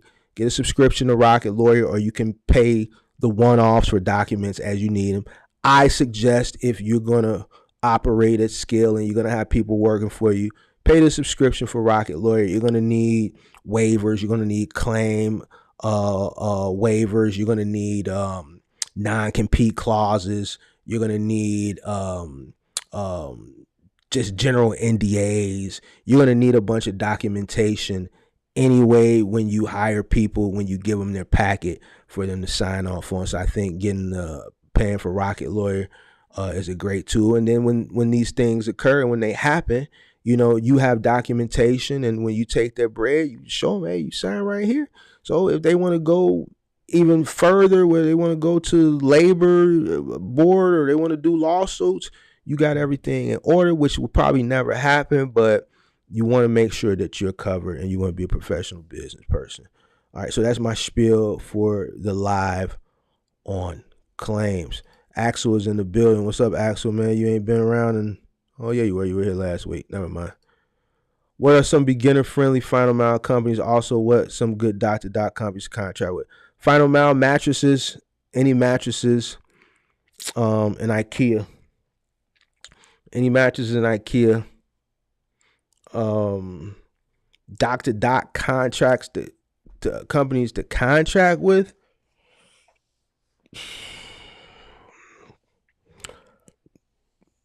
I don't know, man. I would say Amazon. That's a dot-to-dot, but if you're talking about middle mile OCR, I really can't tell you, man. I really can't tell you.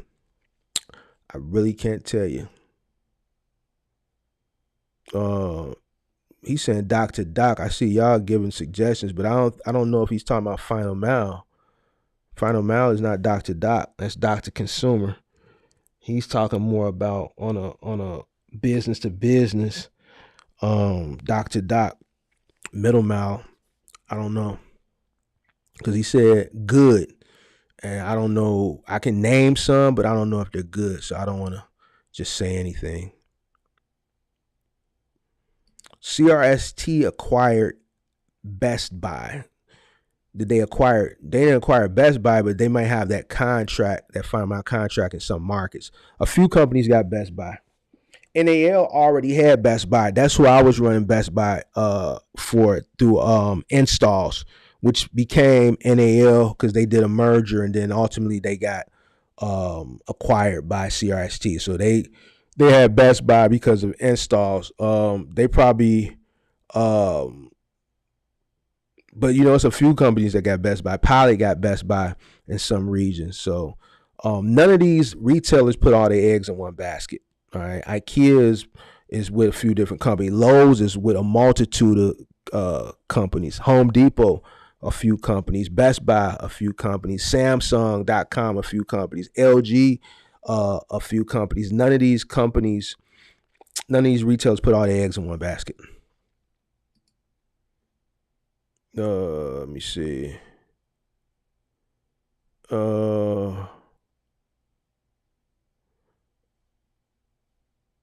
Update. Brokers are canceling out dispatch companies. They are even discussing it on Reddit. I don't see why a person would go to a dispatcher anyway. Like I was just telling, I think it was James earlier, he need to kill the dispatcher. Not kill him literally, but get rid of that 10%. Mark, do you have set days for consultation on the courses, or are you flexible? You got to go on the my website, and when you book a coaching session or a consultation, when it pulls up the schedule, you just see what's available, and then you can choose there, and then it'll give you an option. Do you want to do a call or do you want to do a Zoom? And then you pick that. It'll take your credit card information, and then it'll send you an email and a text. If you do a Zoom, it'll send you the Zoom link, and if you got an iPhone, it'll just automatically put it in your calendar. So once you go and book the session, depending on the time frame, my website is completely seamless. Once you book which option you want as far as the time, 15 minutes, 30 minutes, hour, whatever, you get a calendar. You put your credit card in, you'll get a calendar, the days, what time slots are available. You just pick, and then everything else is seamless. You'll start getting the emails, the text messages. If you choose Zoom, you'll get the Zoom link. It'll go into your iOS calendar. So that way you can just log right in from your phone or your computer, however you want to do it. It's pretty seamless. That's why I charge $25 for that one course, not trying to break anybody's pockets.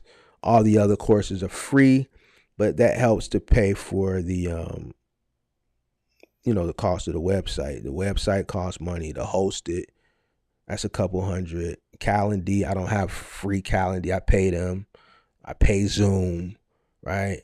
I pay Stripe. So just for me hosting that website, it's like 4 or 5 different other entities involved in that.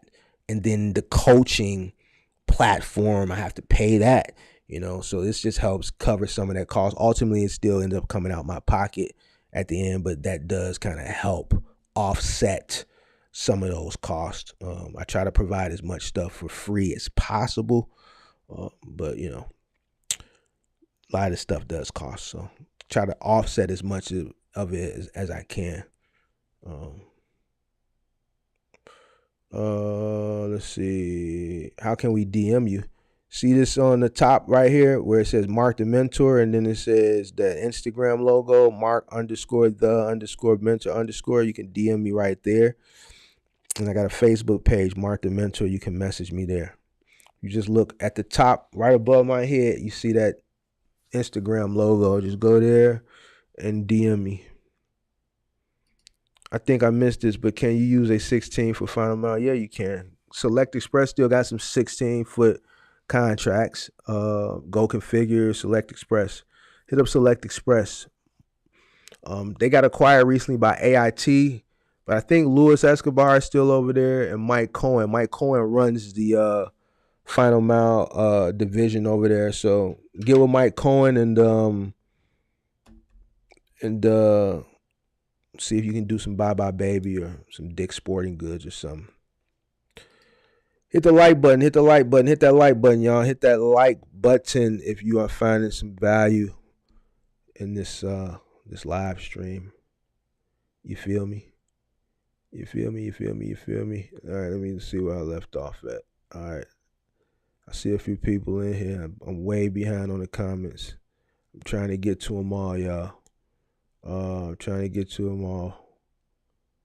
Ooh, I'm way behind. Way behind. All right, there we go. What about repairing credit? Repairing credit is something that takes time. I think, and I'll talk about this Thursday. I think the ultimate goal, I think a lot of people are just have a misconception about business credit. I think a lot of people, when they research business credit, when they talk to people about business credit, they got an old-fashioned way of thinking about business credit, and it just doesn't work like that anymore. I'm not going to dive into it because I might as well save it for Thursday. I know I've talked about it, but I'll dedicate a live Thursday to business credit, and I'll just do a whole live for informational purposes, and that way people got to come back and watch it. They can. People coming forward, they can. I'll have it out there so I can just direct them to business credit 101 for business, because I think a lot of people can just think, and it's just, they just start a business and then instantly you got business credit, and it don't work like that. You gotta guarantee it. Like, you have to guarantee it. You have to personally guarantee everything you do in business, especially if this is your first go around. But we're gonna talk about that on Thursday.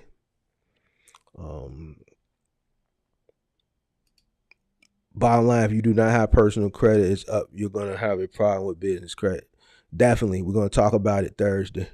If we have poor credit and our business starts to become successful, how can we get our personal credit to piggyback off your business credit? I don't believe in this piggy. Well, I don't say I don't believe in it. I just feel like if you want your personal credit, if you have a successful business and your personal credit is bad, that means you're not doing something right with your personal. If your business is successful and your business is making money, that means you should be able to pay your bills on time on the personal side, because you're able to pay yourself an adequate wage to pay your bills, right?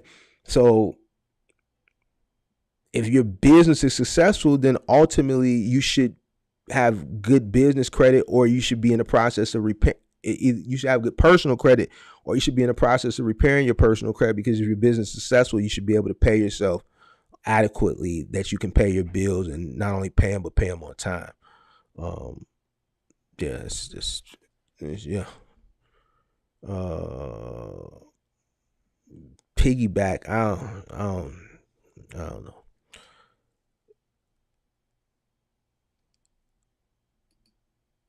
Eli Muro in the building. What up? Nobody should be asking about business credit if your personal credit sucks. We're going to talk about it Thursday. Ultimately, your personal credit is going to have to be decent if you're looking to purchase anything with your business, because you're going to have to guarantee it, and your personal credit is going to have to co-sign for the business. So we'll talk about it on Thursday.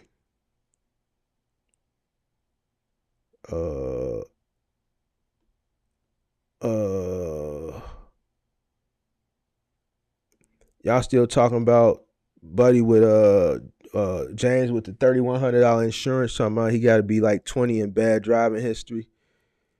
Hey James, how old are you? They saying you got a bad driving record. They saying Axel saying your record must stink. What's my take on LLC versus corporation? I've always been an S corp. And mainly because I've always operated with a bunch of employees. LLC is just like being a sole proprietorship, except you have the LLC protecting your personal assets, whereas a sole proprietor, you don't. So sole proprietor, LLC, same thing, except you have the protection of the LLC to protect your personal assets. Simple as that. I like the S corp better, because I feel like, to me, it provides me a little bit more a protection. It isolates me even further, just a little bit, not much, than the LLC. LLCs I would usually use for property. You buy a property, not a commercial property, investment property. Let's say it's 123 Main Street, Chicago, Illinois, 60600, whatever. If it's 123 Main Street, we'll do 123 Main Street LLC. that's why I look for an LLC. But when I do businesses that involve like employees and I want to isolate myself very deep into the company, then S corp is the way to go for me. And then I always make myself the principal, as far as never the CEO, always the president. A trick I learned from my CPA many moons ago said, Mark, don't ever put yourself as the CEO. Always put yourself as the president. And that's something I can, talk about, later on down the line. But I prefer S corps better for that reason. I always look at an LLC as what it is. It's a sole proprietorship that, you just protect your personal assets are protected because of the LLC. So my consulting firm is an LLC. I don't have employees to deal with. It's just me. I consult. You know what I'm saying? So it's an LLC. I don't have to worry about lawsuits and things like that from within house. So it's just me. I can handle it. I don't, but whenever I deal with something where I'm dealing with a multitude of people, then I gotta go S corp. So that's my thoughts on it. If it's something that you're just going to do yourself, then I say, yeah, go with the LLC. But if you're going to deal with a bunch of people and you need to isolate yourself a little bit deeper into your business, I would say go with an S corp. There's other things too, like taxes and stuff like that, but I'm not going to get into all that right now.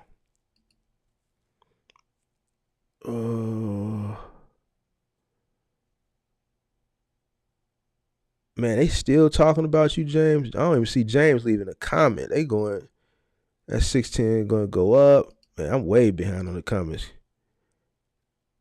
Hey, James, they want to know how old you are. Y'all probably done ran them up out of here. Hey, James, they want to know how old you are and what your MVR looking like, man. People are really concerned. Oh, there you go. You're right. They quoted me on a 2023 truck, but said if I rent lower, the insurance might slightly go down. Yeah, 4% factoring, 10% dispatching. I'm going to try to get lows myself first before the dispatcher. How old are you, James? Box trucks were never meant to go OTR. That's why they don't have sleepers, LOL. And people don't want to touch freight because they're not from this industry. Well, most just told y'all why y'all don't want to touch freight. And he told y'all why y'all don't want to go over the road, too. People don't want to work because they smoke too much. Axel agree with me. You need a DOT for your cargo van. I'll touch any freight, even going to request for a couple $100. Yeah, my MVR killed me, but every year that goes by, if I drive safe, I'll get better. How old are you, James? So you saying you got a messed up MVR. How old are you? I just received a letter about my NMCS 150 update. Failure to comply will result in 1,000 per day, not to exceed 10,000. Is this a scam? Did you change anything? No, you usually get that. I just got it too. I actually got one too. A few weeks ago. You just got to do the update. Did you change anything? You change any addresses or anything? I don't know if it's a scam. I actually got that letter too a month ago. And I'm going to be honest with you. I never got that letter ever before in my life. As long as I've been in business, I've never got that letter. So I don't know. But I know the letter you're talking about because I got one.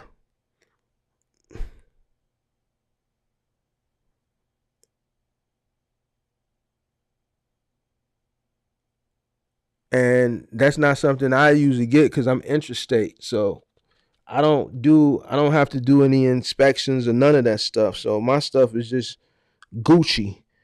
So I don't know, but I got that letter, but I'm curious to go look at it now because you talking about scam. I just I read over it and looked at the date and saw that I had some time. So I put it to the side, but I definitely know what letter you're talking about because I got it too. Matter of fact, hold on, let me finish the lie. I'll look at it afterwards. We'll teach you how to string the loads together, like from Texas to Georgia. Matter of fact, hold on, let me go get that letter, man, because now you're making me want to look at it. Hold on, y'all. Let me go get this damn letter. Where? Maybe some of this.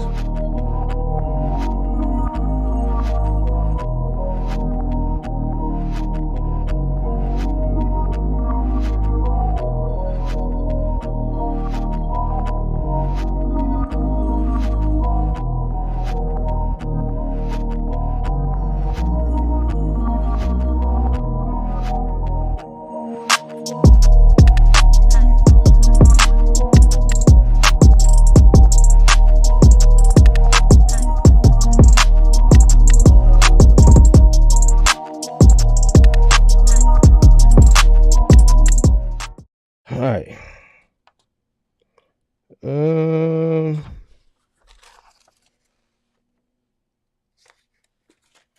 Let's see.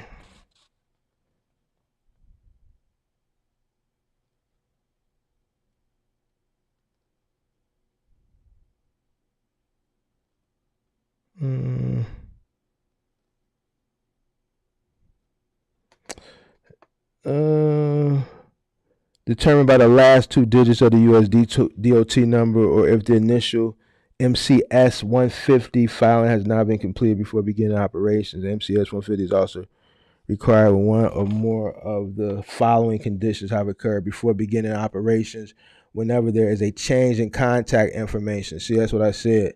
Telephone number, email, a change in fleet operations, number of power units. So this is probably why I got it, because I've been downsizing. So it's like I said, if you changed your contact information, like your address, your telephone number, email, something like that, yeah, so mine is because of power number of units. Failure to complete a binding update may result in civil penalty of $1,000 per day, not to exceed 10,000, possible deactivation. Then they got my DOT number here, file online. So it looks real, but what I'm gonna do is I'm gonna go online tomorrow, because I've never gotten this ever before, and oh, you know what? This might be cap. Now I'm looking at the bottom. This might be cap. Western Compliance Group. This is a third party. So this might be cap. Western Compliance Group. Yeah, this might be cap. I don't know. I'll let you know by Thursday. I'm gonna go online and look into this, and I'll let you know by Thursday. But I got this letter too. But I think it might be cap though. I'll let you know Thursday.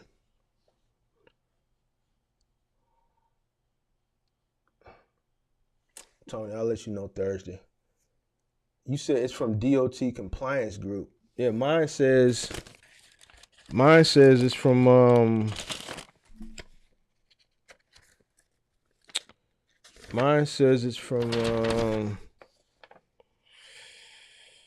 WCG. Sincerely, DOT Processing Service, powered by WCG.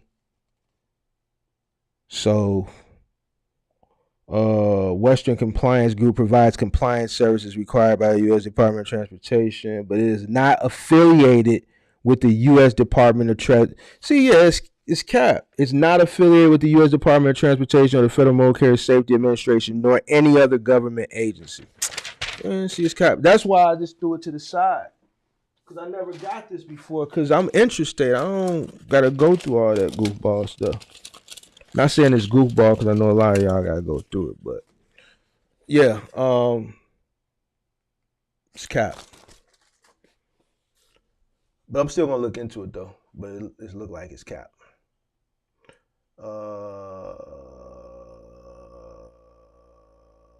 Damn, man, they still talking about you, Jen. Saying your salary won't be able to cover the cost. Hi, Mike. I think you mean Mark. I just bought a 26-foot box truck from an owner, operator. It felt like I robbed the guy.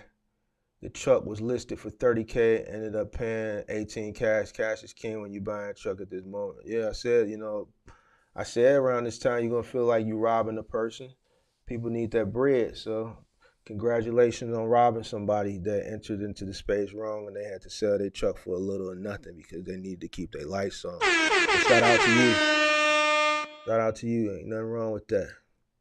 Do you have any templates for your 1099 contractor agreement? Needing something for my guys and final mile contract with Home Depot? Yeah, go to Rocket Lawyer. That's what I use. RocketLawyer.com. Let's pull it up. Let me pull it up for y'all, man, real quick. Hold on.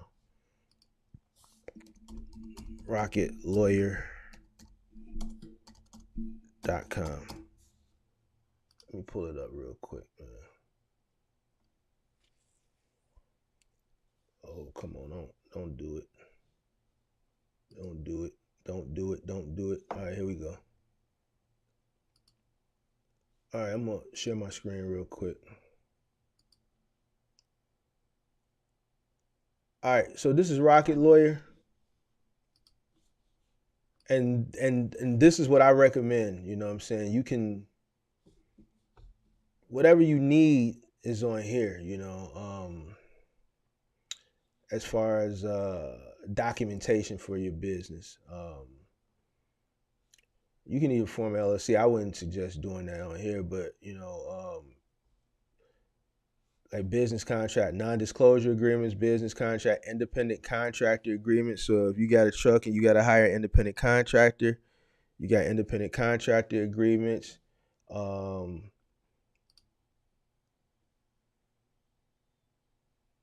You can put the date effective, and then here's a sample of it before you get to print it out. I suggest, you just pay for the subscription. I wouldn't pay for these one-offs. When you go through the process, it's going to ask you to put your state in and all that. So it's going to fill out all that. It's going to go through the parameters and the verbiage for your particular state. Right here, it says, you saw where it says put your state in. So let me go put mine in right now, Illinois. Continue. Select whether a person or company will receive services from the independent contractor company. And then you fill out all this information, and then this information is gonna input it into here where you see some of these empty lines. Then obviously your contractor is gonna put their name in where they need to put, and then ultimately on the last page you're gonna sign, and then they're gonna sign. So obviously it'll be you, the owner, the president, blah blah blah, then the contractor, so forth, so have you. Let's go back and look at a few more. I strongly suggest, and they're not paying me for this. I don't have no sponsorship with Rocket Lawyer, but I'm gonna always give you guys the sauce. I've been using Rocket Lawyer for years. All right, for years. All right, so that's independent contractor. They got other business documents too. They got a plethora, and this is where I get my non-disclosures. This is where I get my non-compete. So forth, so have you. Let's see something. Non-compete. Non-compete agreement, right? Like when you want to have like your workers sign a non-compete, or you want to have like the 3PL that you're running for sign a non-compete, or you have both of them sign a non-compete. All right, so if you want a person to agree to the non-compete, which is like say your worker, then you would click person. If you want a company, like the third-party logistics company you're running for, then you would click company. Let's say person, continue. Who is agreeing to the non-compete? Obviously, you put their name and all this information in. You hit continue. As a person or company requesting a non-compete, you'd be the company, right? And then you're going to put your information in, fill all that stuff out. And it's going to fill that stuff out in the contract where that stuff needs to get filled out at. Reason for agreement, you put, well, John works for 123 Trucking, and he works on the IKEA account through NAL. If John were to quit, he wouldn't be able to contract on his own with NAL or any other trucking company for a year through that company. All right. Same thing on the other end. If you want the company to sign the non-compete, you just have them sign it. But the verbiage is going to switch, meaning they can't touch any of your employees that you sent to do work through your company for them within a year's time. So if let's say I were working for your company and you were sending me to work on the IKEA contract, and I was going to that company working every day for IKEA, delivering IKEA furniture, but working for your company doing it, and I quit you and I go buy my truck, I can't go contract through that company for a year. All right, so this is where the non-compete clause comes in. All right, and this is business, it's not personal. Listen, if you working for me and I'm sending you here, you're going to get the sauce, all right, just by going there every day. And eventually this was going to happen. That's why I tell y'all guys, this will happen. This is going to happen. But it's business. You're not going to get the sauce from working for me and think you're going to leave me and go do it on your own. You're not going to do it. All right. And if you do it, you got to sit down and wait a year. All right. Why? Because it's just ethics. It's business ethics. All right. You got to know business ethics. All right. A lot of people don't understand business ethics.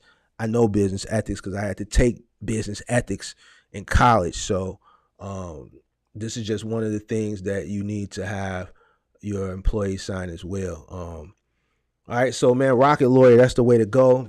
So check out Rocket Lawyer for you guys that are got a business and you need documentation for your employees to sign so they don't get over on you and steal your accounts and run off with the bag and leave you high and dry, because they will do it. They will do it, or they'll attempt to do it. Hit the like button, man. Hit the like button, man, because we're giving out some sauce like I always do. So, man, you can pay me by hitting the like button, and I will greatly appreciate it. All right. But yeah, try Rocket Lawyer Kobe, and you'll get all the templates you need. It's worth the subscription. All right, it's worth the subscription. And you can write it off on your taxes as well. It's a business expense. How do I deduct someone's check like that in Cali? You just take the money. You go to rocketlawyer.com. You get a contract. You create a contract, and if they break it, they bought it, and then you put it in writing. All right. Now they're going to threaten you. They're probably going to threaten to sue you. They're going to threaten to beat you up. You're in Cali. They might say, man, my brother is a big time blood. He's a big time Crip. Man, we're going to come over there and we're going to send it up. If you don't give me my money, the Crips is going to be on your ass. The Bloods are going to be on your ass. All right. So then what you do is you say, well, man, you signed this. All right. You broke it. You scratched the floor. It is what it is. It's business. It's not personal. And then, you say, if you want to send them up here, I got something for their ass. And, I think it's best for you to just take this L, because you's a man and you signed this agreement that if you break it, you bought it. And we just, just going about your way. And I think that's how you would do it in Cali. I think that's how you would do it. That's how I did it here. And it worked for me. It worked for me. And, yeah, I had a few people threaten. It's never fun taking nobody's money. It's not something that I feel good about. It's not something I feel good about, and I haven't had to do that in a long time. But when I did, it just didn't feel good.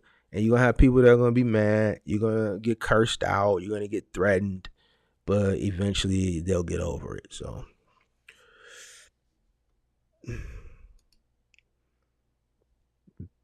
Axel was home eating the ham last week instead of trucking. Axel was on the show Sunday. I didn't hear from him Thursday. For you live in Chicago. I live in Chicago. Yeah, I do. What side you grew up on? I grew up on the west side in the early part of my childhood, and then on the latter part of my childhood, once I went to high school, the south side. So the west side and the south side. So the west side in the 80s, the early 90s, we moved to the south side. So I grew up on both west side and the south side. I got family still on the west side. Projects, Henry Horner, Rockwell Gardens. All right.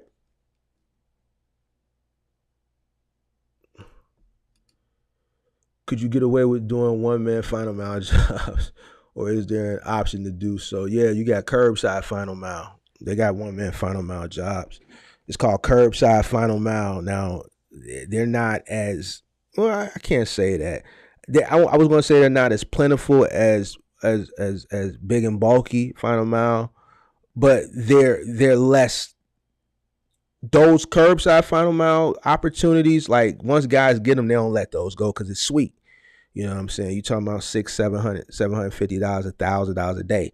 I know people that's doing curbside and final mile, one man that's making $600 to $1,000 a day. All right. So when, it's not that those opportunities don't exist. It's just they're not as plentiful because once people get those spots, they hold on to them. So it's not a lot of turnover with curbside final mile because the money is just too good. And you don't have nobody to pay but yourself if you're on the truck. So yeah, there's one man final mile opportunities. Curbside final mile is what it's called.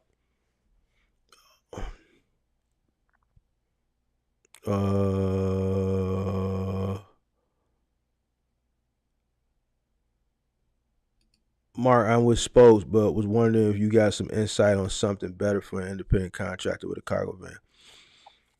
Try Waco, T-Force, or Capstone. If you don't like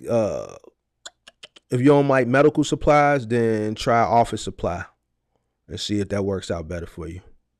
So T-Force, Office Depot, Waco, Capstone for staples.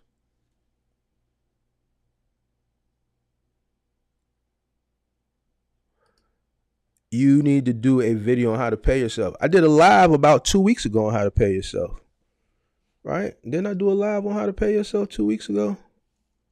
Yeah, I did, didn't I? I did, didn't I? I did a live on how to pay yourself. Let's see. Let me find it, y'all.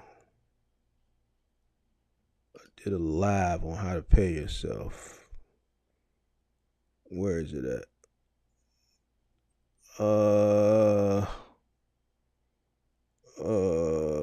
Right here. I did a live right here.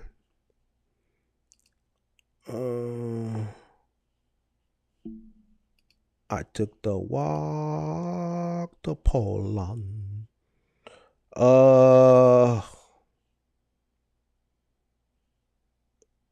Right here. The correct way to pay yourself as a box truck cargo van owner operator. Streamed 2 weeks ago. 950 views. All right, so this one right here. The correct way to pay yourself as a box truck cargo van owner operator. I did it already 2 weeks ago. So that's that. That's that. Did it already.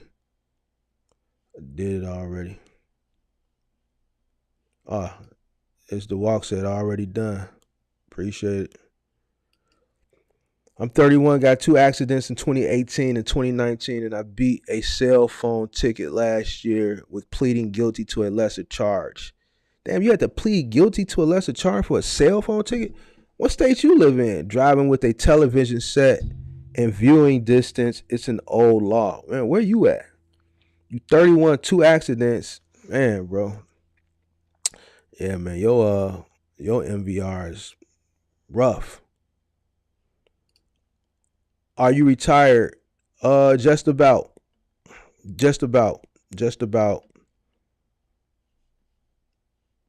just about. I got a few trucks that I need to get off, and most of my assets have been sold. I still got some assets that I may hold on to, but for the most part, yeah, I'm just about retired. My trucking consulting firm is doing really, really well. So I'm still in the space, but just not day to day dealing with in the field the way I was. You know what I'm saying? But consulting, yes, I'm doing that every day, day in, day out. You know what I'm saying? Yeah. So hopefully, some of you guys out there that are just getting into space, you guys can get as much out of it in a span of 10 years and transition into something else in the space. There's plenty of opportunity in the space outside of trucking, but some of the things that some of the opportunities you may have to go through a pre-course or to be able to actually get into those lanes. This lane that I'm entering into now, right? I wouldn't have been able to do this if I wouldn't have did the years prior that I did in the space, as far as what I did in Final Mile, right? So I saw an opportunity to exit, right? And I think at the time it was a great decision to make. And ultimately, I'm there and I'm happy. You know what I'm saying? I'm happy. I'm not frustrated, dealing with a lot of people, dealing with trucks, man. It was fun in my early 30s. By the time I got to late 30s, early 40s, it just became a headache, so luckily I was able to it's two ways you can sell off a company. You can either sell the company or you can sell off your assets. The pandemic offered a great opportunity to sell off assets at red hot prices. So selling off assets at inflated prices is just as similar as selling your company, right? So those are the two ways you can sell your company. You can sell your company or you can sell your assets. And the pandemic just afforded the opportunity to sell off assets at inflated rates, an opportunity that a person will probably never get twice in a lifetime. So just took the opportunity.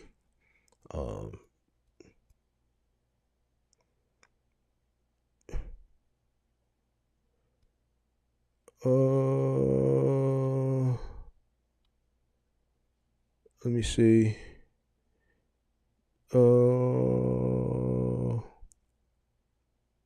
One current phishing scam that has hurt carriers across the country comes from DOT service or DOT compliance group. These letters claim that carriers are at risk of hefty penalties and fine. Yeah, their U.S. DOT number that they take urgent action. This is a scam. Thanks for the follow up. No problem. Yeah, I was gonna just wait, but I said let me go get that letter now and really critique it. I didn't really get a chance to critique it. I just opened it, glanced at it, and put it to the side because I get so much mail. I just take one day and just go through it all and do what I need to do. But yeah, it looked like cap, so it's cap.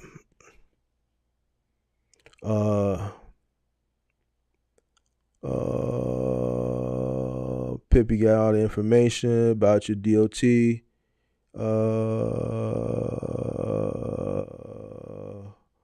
Pippi helping y'all out.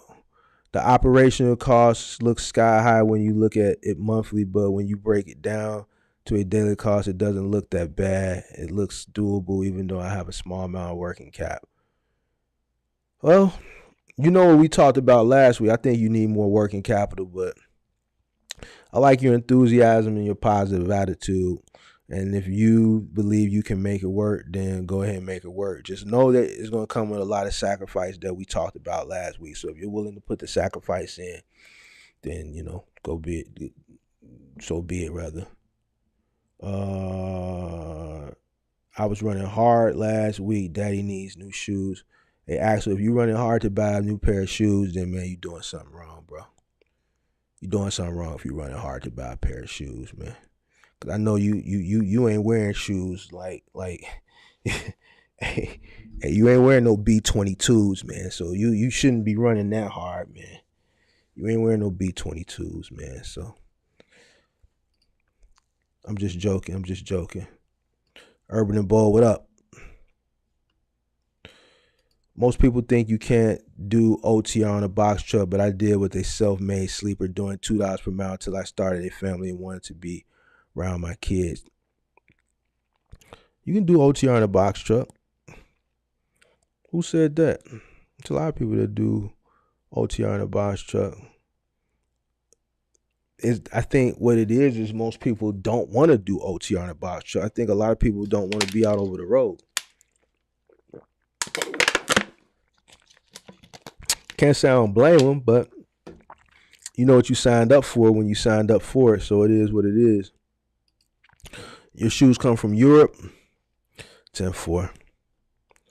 All right, man, this was a very good live tonight, and appreciate everybody for coming on out. I got a meeting in the morning with a couple logistics companies, so if ain't no more questions, I'm gonna go ahead and skedaddle.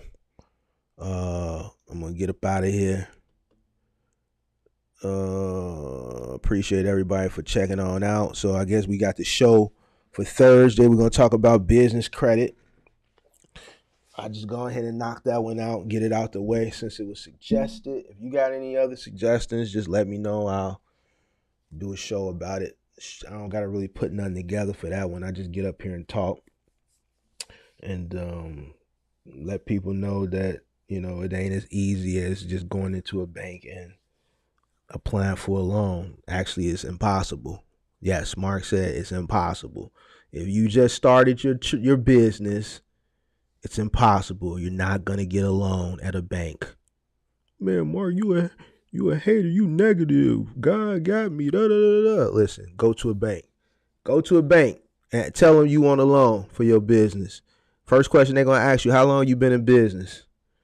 Man, like 3 months. All right, they're gonna give you a sheet of paper.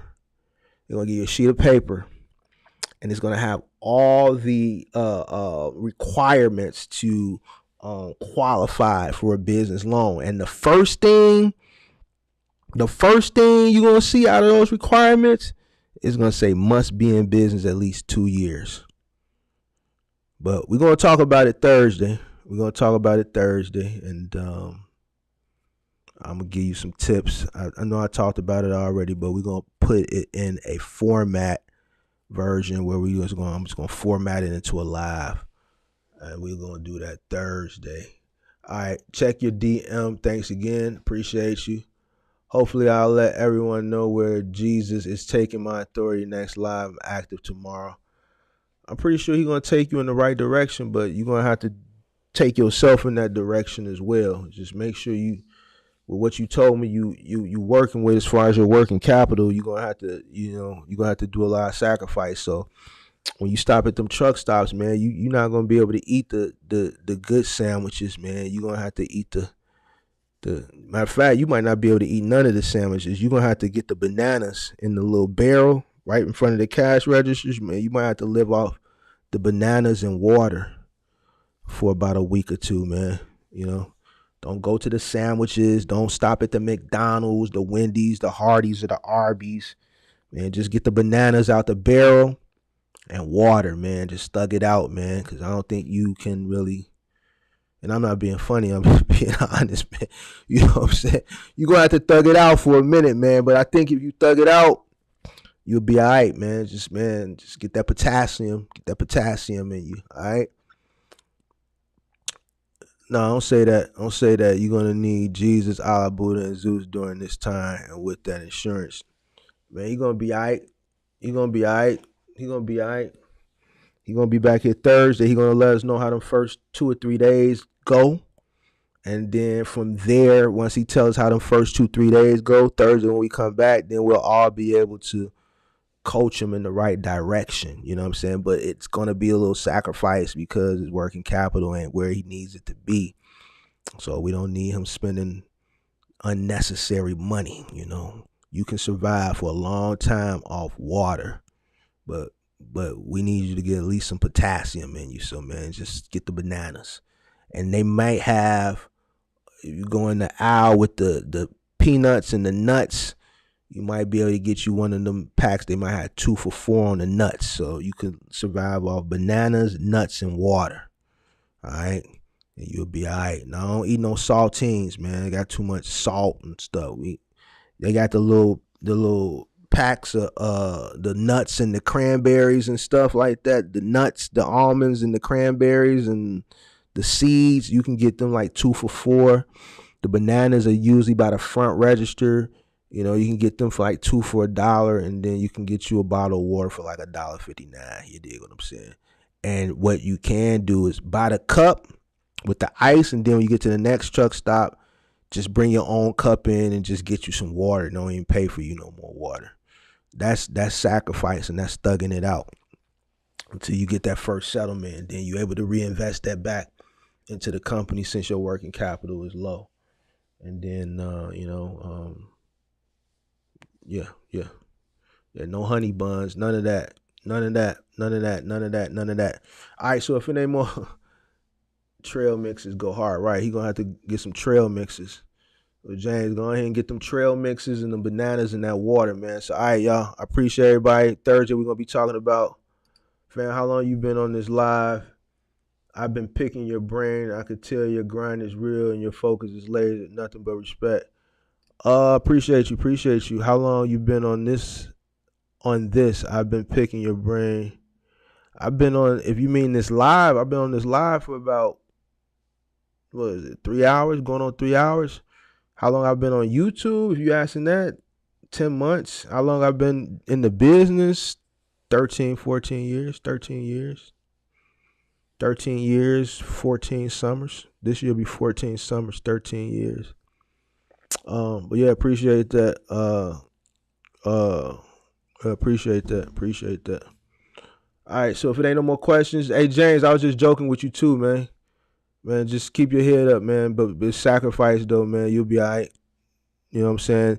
You're going to operate best when you're under pressure. I know I operate best when I'm under pressure. All right, I ain't really been under like extreme pressure in a long time.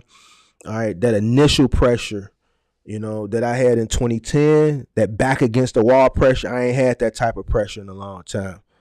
I put myself in uncomfortable situations so that I can perform better. So sometimes I got to put myself into uncomfortable situations because I've been able to put things aside, you know what I'm saying? And especially when I'm starting new businesses and stuff, even with the consulting firm, I had to put myself in uncomfortable situations so that I can fight my way out of it. You know what I'm saying? I think people perform best when they are back against the wall situations.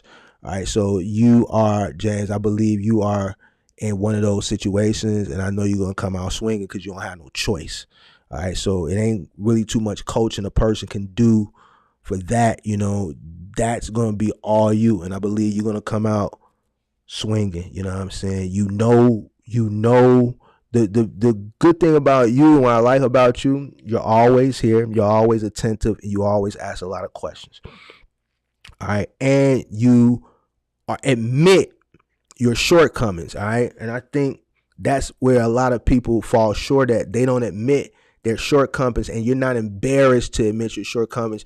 And you got all the people in the room. Yeah, some people make jokes, but for the most part, you got people. If I'm late scrolling down, I see other people, helping you, chiming in, and that's what it's about. And by you admitting your shortcomings, I think that's going to be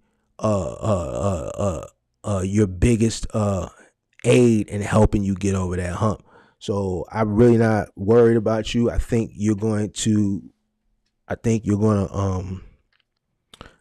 succeed.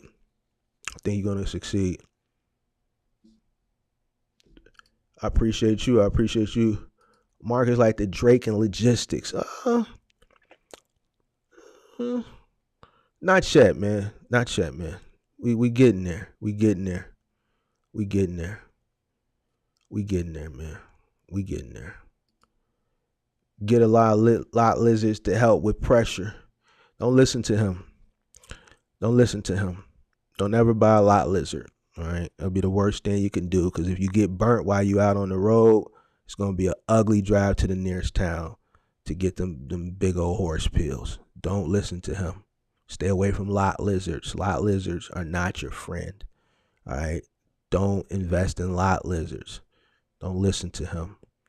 Bananas, trail mix, water. All right, bananas, trail mix, water. True indeed about the uncomfortable situations. Yeah, uncomfortable situations make you perform best. You know what I'm saying? And I believe he's in an uncomfortable situation, so I know he's gonna come out. He's gonna come out winning. You know what I'm saying? People that don't be in uncomfortable situations, they be comfortable.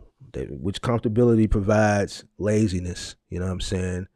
So sometimes it's good to put yourself in uncomfortable situations so that you can come out winning. Next live is Thursday.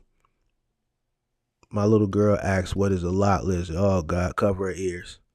Cover her ears. Cover her ears. All right, man, it's time to go, man. This is a family-friendly show, guys. Family-friendly show. All right, so Axel always coming here talking about these lot lizards. Hey, Axel, man, you need to get married, bro. Hey, Mark, I see a lot of YouTubers going dark regarding box trucks and cargo vans. Listen, man. I don't. Somebody asked me about another YouTuber earlier, man. I don't know, man. I don't know these guys, so I don't know them personally in real life. I don't know, man. I know I'm here every week, twice a week. All right. I know I don't put out videos like I used to, but I got a lot of videos out covering a lot of stuff. It's easier for me to go on live twice a week and talk to people and answer questions. Lives to me is similar as putting out videos, you know what I'm saying? But it's easier for me. You know what I'm saying? And I can touch and reach the people. I don't know what's going on with everybody else. Somebody put something in Big Nick's comment a few weeks ago, and it kind of spread around to all the box truck content creators, and they name dropped us all. Some people they had something bad to say about. They didn't have nothing bad to say about me, but what they mentioned me and I think Kirk was that the viewerships went down. Everybody else just disappeared. And then the viewers went down, and Mark's lives and ain't got 100 people no more, and and other people they said bad things about. But the space went down as a whole. The interest was no longer there, and it's building back up. I did a live Thursday that had 90-some people on the live. I touched about 80-some people tonight. It's building back up. I don't really care about how many people. In January, when everyone's numbers was down, I had 20, 30 some people in my live, and I still got my black ass on here and talked for hours. All right. And ain't stopped. I answered the people's questions who came on here. You know what I'm saying? I wasn't concerned. All right. So like I should be a testament that I'm really here to help people, whether it's 20 people or whether it's 120 people. I'm here.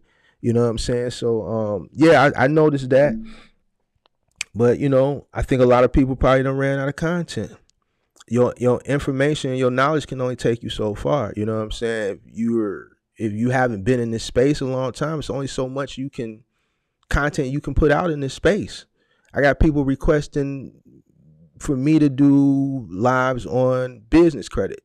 A lot of people probably aren't knowledgeable that can speak or feel comfortable speaking on that because they probably haven't been put in a situation where they feel like they're or situations where they feel like they're knowledgeable to speak on that and answer questions on that. You know what I'm saying? You know, I think now with the space not being, or the industry not being popular anymore, people don't have the motivation probably to do the content. And I think ultimately when the space was popular, they had to put out content. So they probably put out so much content, they just ran out of content to put out, ideas. Yeah, but you're definitely right. It went dark. I'm still here, so I'm here. So it is what it is. I'm here. Just tell her that friendly females. I'm not reading that. I'm from Texas and trying to get a big box truck. Is it best to sign with a logistics company first? Thank you, sir. I'm from Texas and trying to get a big box truck. First of all, you need to figure out what you want to do. Do you want to do over the road? Do you want to do Amazon? Do you want to do final mile? All right. If you're talking about signing with a logistics company, it sounds like you want to go final mile. Once you get the truck and everything, you need to decide what freight you want to haul. Do you want to do furniture? Do you want to do appliances? Do you want to start off easy, like I suggest, with mattresses and IKEA? So once you get the truck, then come back over here and say, hey, Mark, I got the truck. I'm in Texas. This is what I want to do. So if I were you, I would think about, do you want to do Amazon? Do you want to do middle mile over the road trucking? Or do you want to do final mile? Research those 3 lanes. And then come back at a later date. Let me know what you think about those 3 lanes. Let me know what you decide. And then from there, we can talk about companies and point you in the direction of where to go. I shared my TikTok live with my broker while I was on the road, and they loved it. I got to go to your TikTok and see what you be putting on there. Peak season turn, weak season, force people into accepting reality. A lot of people accept the reality. They got forced into reality. And I said it was going to happen. And it happened. So it is what it is. I said it was going to happen with Amazon, and that's happening. I'm telling people, man, this year is going to be similar to what they're seeing now throughout the year. It just is what it is. You know, I think we're in the new norm. People just got to get acquainted and adjusted to the normality of the industry. This is normal. You know, this to me, what you guys are seeing and that a lot of people are calling trash is normal. All right. This is normal. So I think people need to recognize it and accept it and figure out a way to profit within the normality of the industry right now. All right. I see your business model. It's great. There's more quality for the quantity of viewers. If you were rated by the success of your viewers in the industry, I think that's what really matters. Yeah. Like I always say, you know, even when I look at these new guys coming into the industry, they all say the same thing. Man, my channel was growing slow. Listen, in this space, it's a small space. All right. Most people share the same subscribers. And even if they don't have the same subscribers, if they look at their analytics, they got more people watching that aren't subscribers than there are subscribers. It's just they haven't provided enough value yet for that person to click that button that says subscribe, right?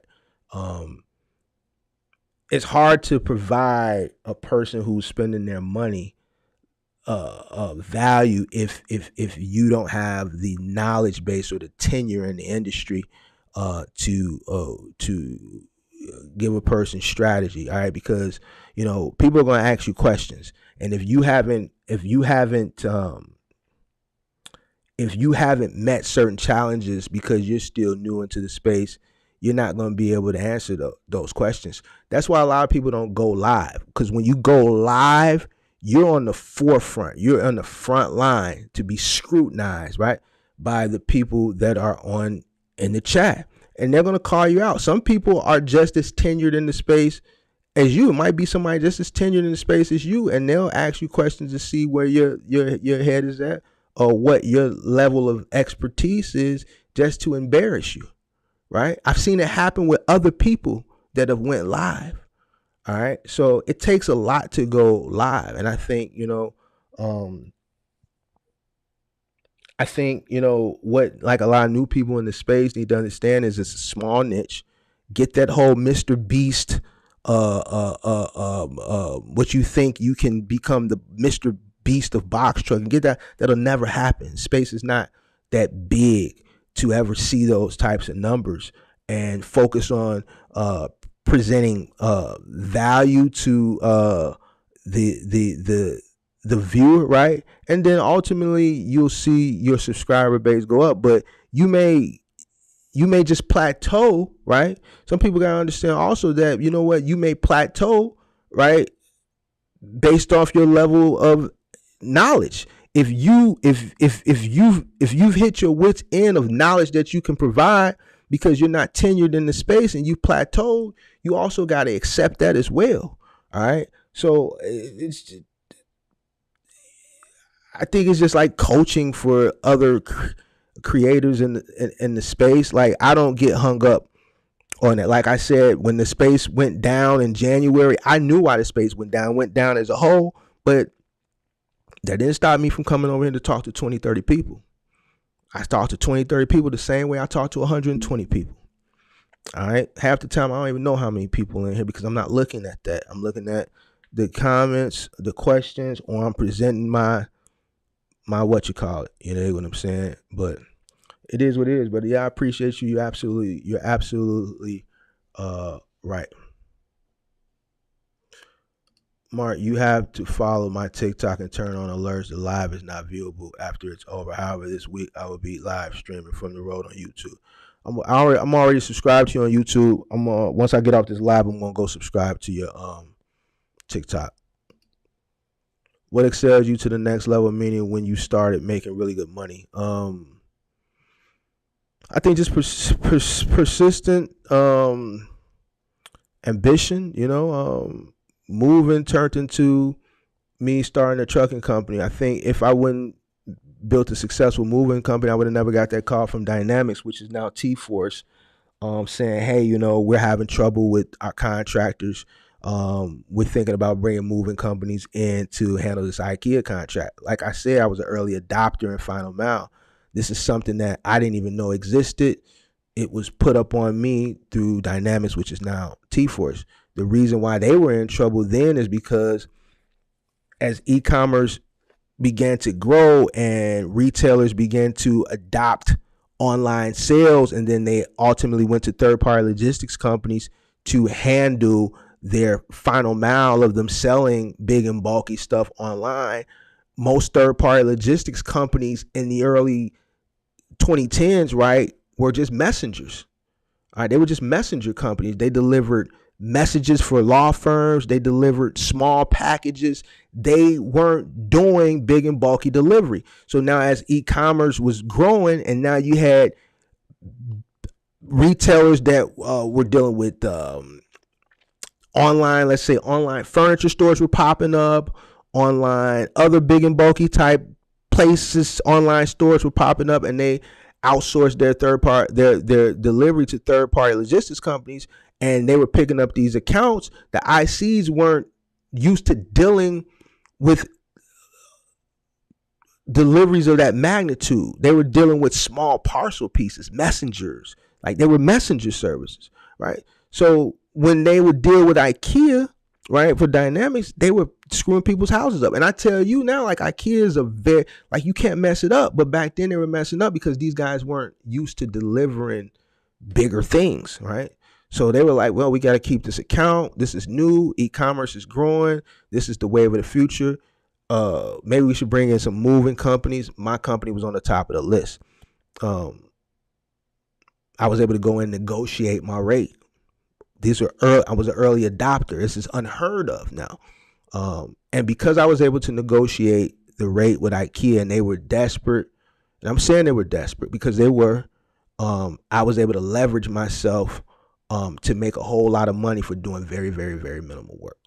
And because of that, it enabled me to scale my fleet of trucks.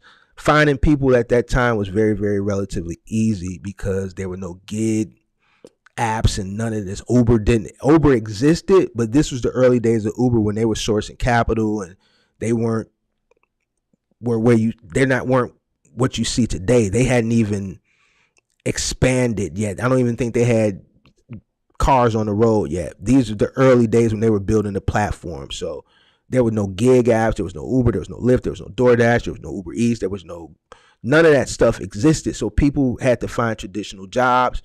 I had a niche with hiring felons, people that were fresh out the joint.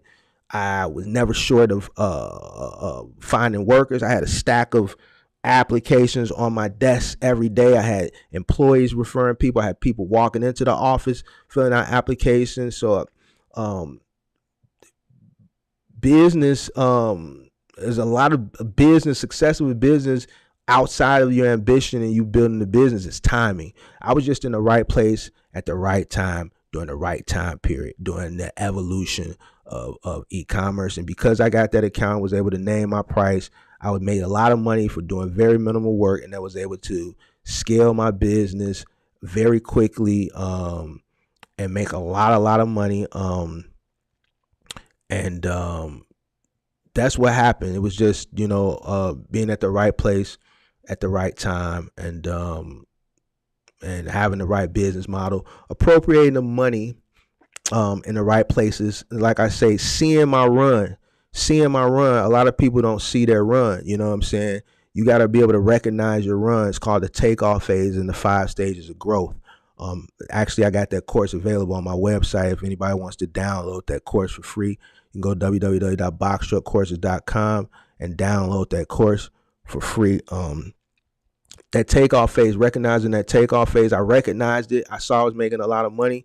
I saw it was the right opportunity to scale. So I scaled and I ran it up because I knew it wasn't going to last forever. And what made me realize it wasn't going to last forever when I lost my largest account, which was Office Depot at that time. I was running 9 trucks a day just for that one account. All right. So, and up until me losing that account, I thought that would last forever. And then when I realized it wouldn't, I went even harder. All right. Started appropriating the money even better than I was appropriating it before. And putting money to the side and investing into other things, retirement, other investments, because I knew one day it would ultimately come to an end.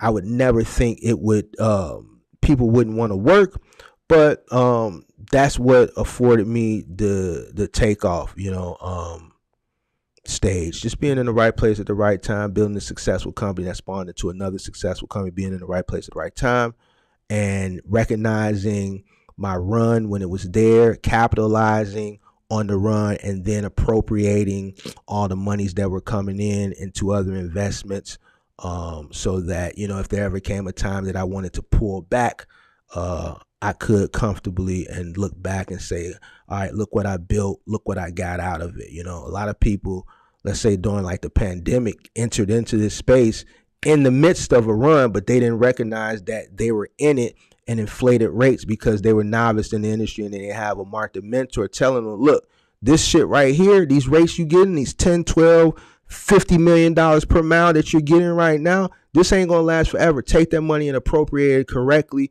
because it's going to come to an end about another 6 to 7 months. All right. But people thought it was going to last forever. And that's why they ultimately succumbed to their ignorance. So yeah, that's what excelled me to the next level, being at the right place, the right time, and appropriate money and recognizing the opportunity when it presented itself and capitalizing on it. So that was a long-winded answer, but hopefully you got it. I was a certified business contact at FedEx, and a certified route professional. Volume is very low, and it's not a bad thing if you oversize efficiently. I think this is true here in the trucking industry. Yeah, FedEx, UPS just laid off a bunch of people. FedEx been laying off people. Amazon been laying off people. Man, tech is laying off people. It's just, here's the thing. A lot of these companies aren't really they're laying off the amount of people that they picked up over the pandemic to meet the needs of the business during the pandemic because of all the volume that was going up during the pandemic. I don't look at these layoffs as the world is coming to an end. All right. Amazon hired like 99,000 people during the pandemic. Like, of course, when volume fell off, all those people are going to have to get fired. So it's not as bad as the stories, make it out to be. These were all people that were acquired to meet the needs of the industry when the volume was skyrocketing. All right. So don't take a rocket science to figure that out. So these, a lot of these layoffs were just an overabundance of people that were picked up during the pandemic. I don't think it's a big deal. People want volume and higher pay, but during COVID, FedEx contractors were crying not be able to handle the volume. I'm new out here, but all I'm asking for is negotiating the spot rate for. I'm asking for is negotiating the spot rate for load. Listen, man, you can negotiate, but there is a trend in the industry. Don't think you're gonna get rates that were prevalent during the pandemic. It's not gonna happen. All right, so you have to, your rate for your rental truck is cool. All right, what concerns me is your insurance. I think you need to, me personally, I think you need to get rid of that dispatch, and you need that 10% to kind of offset that very exorbitant insurance rate that you're paying and sacrifice. I don't know what you're expecting to get on negotiations for spot market rate, but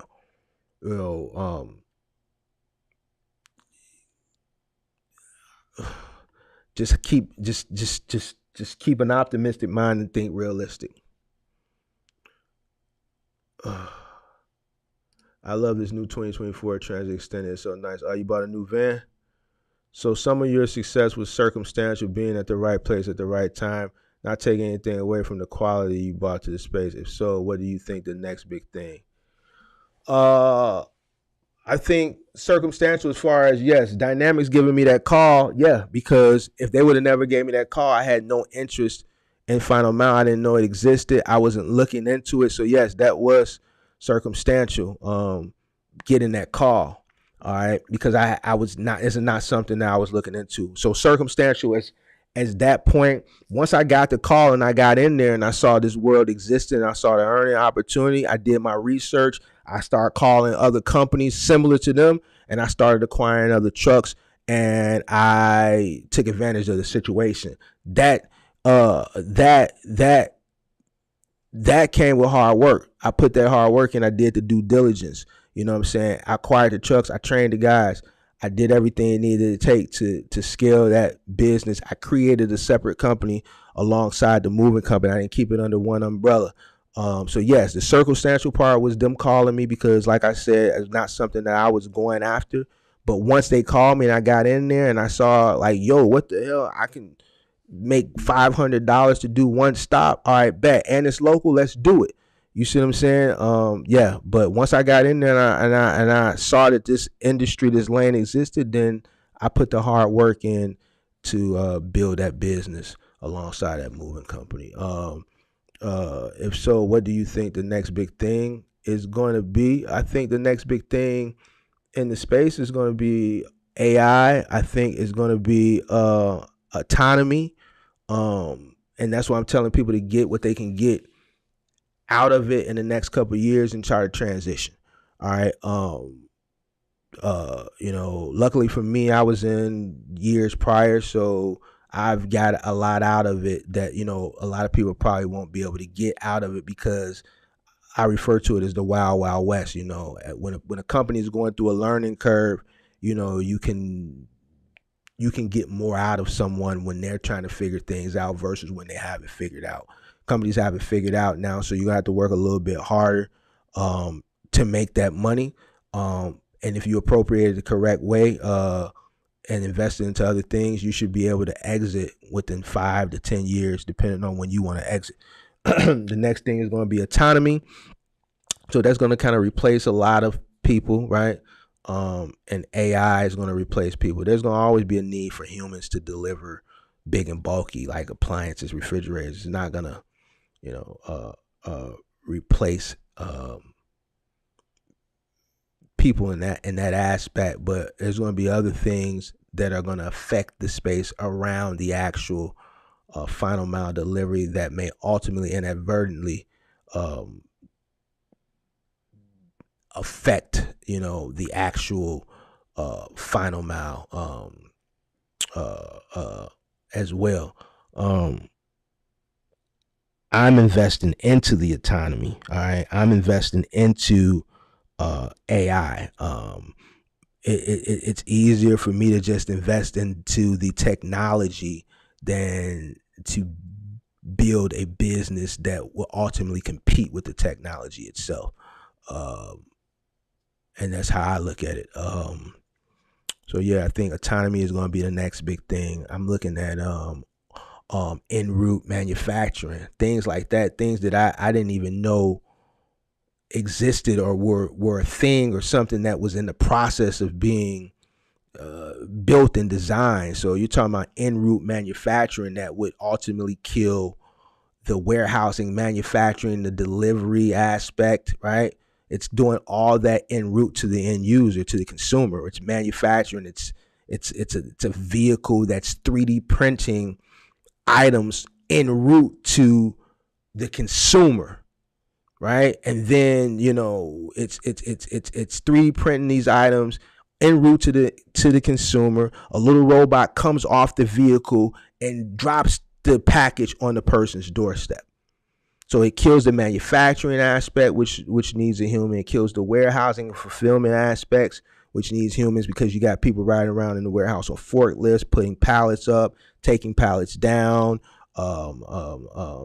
shrink wrapping pallets, throwing out garbage, bailing the garbage when the compactors fill. You got to bail it. And just whatever other components that require human existence in warehousing to do. Final mile doesn't require a driver because the vehicle is driving itself, and a robot will come off the vehicle and put it on the porch because this item is being 3D printed on the same vehicle that's delivering the item, right? It's 3D printing it, it's packaging it, and it's delivering it all in one vehicle. And it's killing all these different lanes, manufacturing, warehousing, and the delivery aspect. So me personally, I'm an early adopter investing into the technology. So when these companies, when this technology becomes prevalent and these companies IPO, I bought in pre-IPO, right? And I can just cash out. I buy. It's easier to buy into the technology than to compete with it. So, that's where I'm at with it.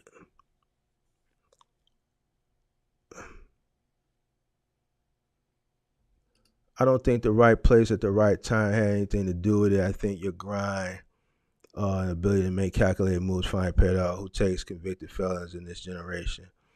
I agree, but I do think timing plays a part. You know what I'm saying? Because I can't. If here's the thing, if I would have never got that call from Dynamics, would I would have ever found Final Out? Of course I would have found Final Out, because it's a big part of the world we live in today. But at that time, in that early adoption phase, it wasn't as prevalent as it is today. It's not something I was trying to figure out how I could, get more market share in the moving industry in Chicago. You know what I'm saying? That's what I was focused on. It was a blessing from God that this guy Eric Field from Dynamics, which was an asshole, I think he was kind of racist too. The guy's name was Eric Field from Dynamics, called and said, "Hey, we're struggling with this Dynamics contract. Our ICs don't know how to deliver furniture. They're not used to it. We decided to hire some moving companies, and your company was on the top of the list. Could you come in for a meeting?" All right, so that's where I think timing. But yes, you're right. Once I got in there, I calculated, I built that business into a successful business, which ultimately became a bigger business than the moving company. All right. So yes, you're right. I did build it, but I have to be honest with myself. You know what I'm saying? I have to be honest with myself. If I would have never got that call, would I even be sitting here talking to y'all today? You know what I'm saying? If I would have never got that call, would have eventually found Final Mile Delivery? And when would I have found it? If I had found it at all. You see what I'm saying? So, I have to be honest with myself. So, but I did right by it when the opportunity presented itself. Yes, I did build a hell of a business. I built a hell of a business, even all the way down to the years later when I started cross docking. Like, man, I ran a warehouse. All right, a warehouse. A lot of people can't say they ran a warehouse. All right, so my own warehouse, cross docking, that was a whole different ball game within itself. And this goes back to what I was talking about earlier about experience. I can talk about a lot of things that a lot of people can't talk about, which is probably why you see people, like he said, going dark. You know what I'm saying? I got a lot of experience. You see what I'm saying? So, and I didn't realize, when you're living in a moment, you're living in a moment. But when looking back on everything that I've done in the past 13, 14 years, you know what I'm saying? I didn't realize how much I had done until I created this channel, and I have to go back into my past and pull out different segments of my career in this industry to present to you guys when I'm presenting topics or giving examples of real life scenarios. This channel has made me really think about everything that I built, everything that I accomplished, everything I went through, and all the knowledge that I have in this industry. You know what I'm saying? So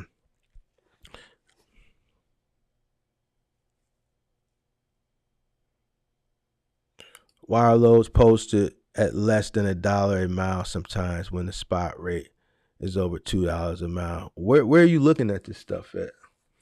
And are you looking at 53? Like, what are you looking at? What are you looking at? What are you looking at? James Fair depends on who you're dealing with. Right. What are you looking at? I need to know what you're looking at.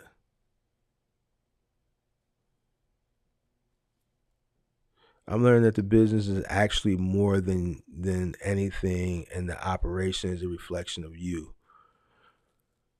I'm learning that the business is actually more you than anything. Yeah, so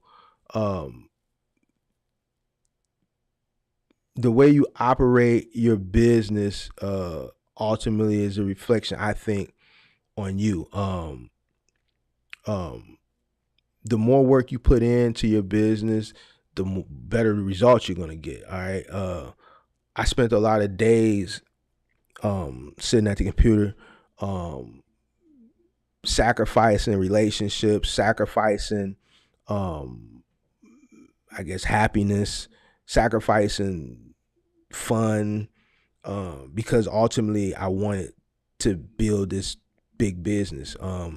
I never had a dollar amount that I wanted to get to. Like I said, I didn't realize my company did an M in revenue until it was time to do taxes. I saw the money coming in. Obviously, I could add it up, but it never dawned on me that, okay, we did 70 this month, we did 90 this month, we did 90 this month, we did 85 this month. It didn't dawn on me. Like, I'm not sitting there like LeBron counting down till I pass Kareem. I'm looking at the numbers month by month, but I'm not realizing, well, damn, we keep going on this pace, we'll do 1 million in gross. It wasn't nothing like that, because I'm too busy building the business, become successful. My biggest flex, like I said it before, was the trucks. My big thing was coming to the yard every morning, looking at all them damn trucks. I wanted more and more trucks. I wanted to be, I wanted to run out of space with just trucks. So that was my biggest flex, just buying trucks, and the trucks were very, very cheap back then. So that was my flex. But I spent a lot of time focusing on the business, and I think ultimately that's why I became successful. If you make the sacrifice and you put the work in, you'll get the results out of it, and that's just with anything. Partial 26-foot. I know what you're saying, but where are you seeing these rates at? Where are you seeing these rates? Tell me where you're seeing these rates, and then I got to get out of here.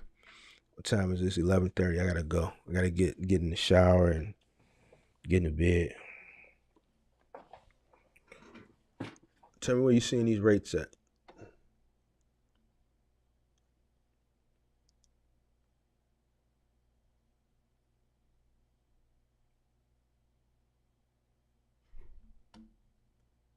Going once, going twice.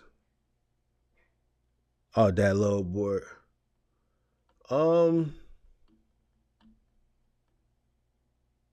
Why are some loads posted at less than $1 a mile? Sometimes. Oh, well, you're gonna see a lot of loads posted at less than $1. I read the question wrong.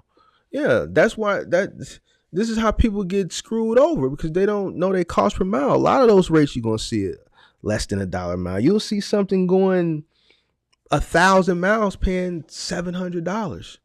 You know what I'm saying? So you need to if you're gonna run that middle mile, if you're gonna run that middle mile lane, you probably not probably, you're gonna have to focus on partials. You're gonna have to learn the partial business, and the best person to learn that from is probably not Axel, but Kirk. You're gonna have to do partials. You're gonna have to learn the partial play, and to maximize your earning potential running that lane. So you're gonna see a lot of loads on the DAT load board for less than $1 a mile.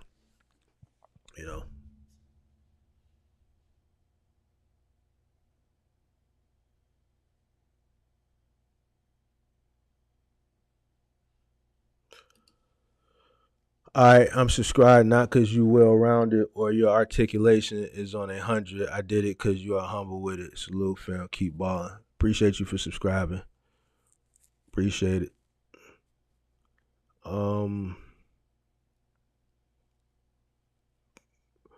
Yeah, James. Most of those loads are gonna be on that $1 mile. You're gonna have to partial it out. You need to get with Kirk on that and let him get you Kirk channel is On Track Trucking. Get with Kirk and let him. He gonna charge you though. I ain't finna cap. You gonna have to do a consultation and probably a mentorship.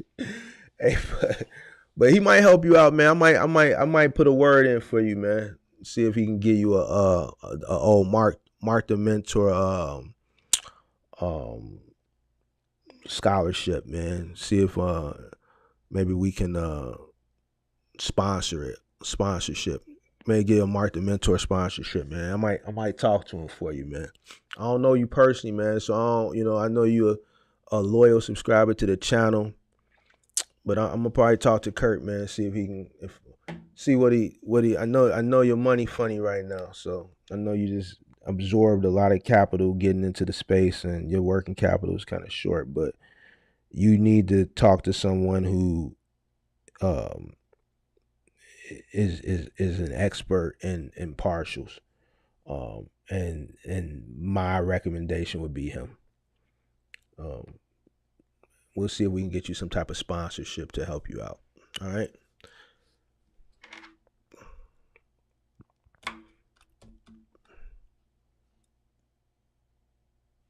Definitely gotta get those partials together for sure. Yeah, you're gonna have to get them partials together. Mark, just go continue live stream from the shower. You'll probably gain more West Coast. No homo.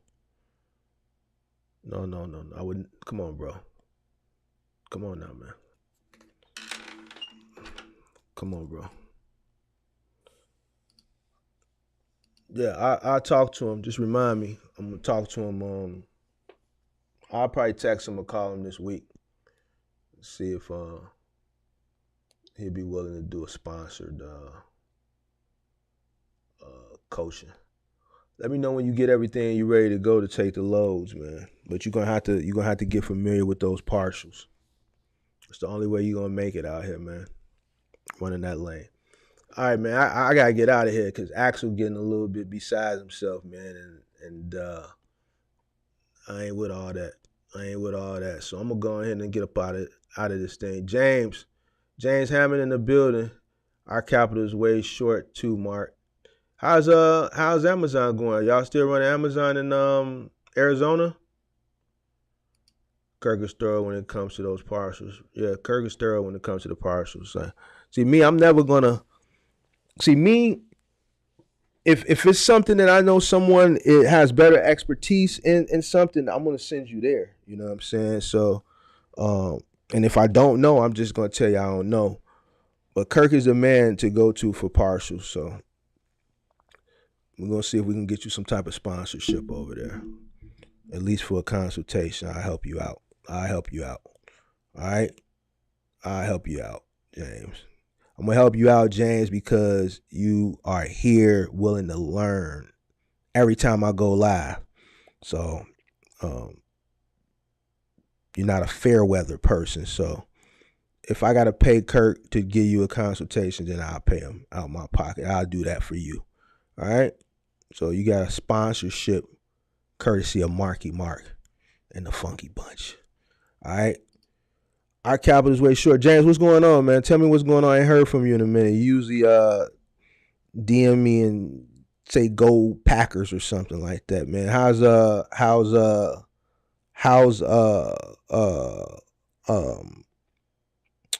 Amazon doing for you in how's Amazon doing for you in Arizona?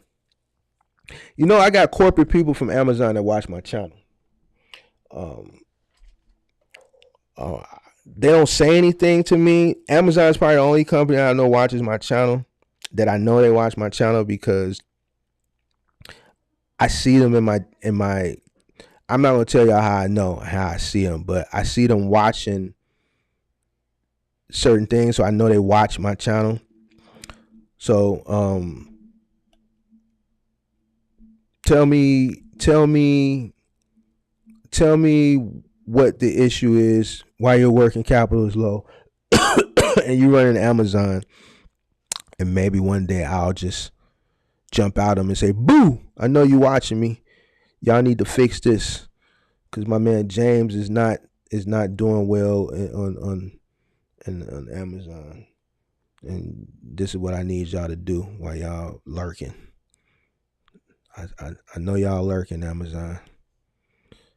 It's grim. I know it's grim, but what's going on?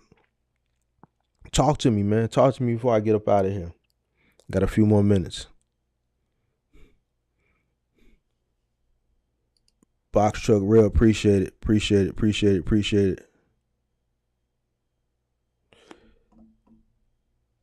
Hey, James, what do you say, James? Mark always serious. Got to loosen him up.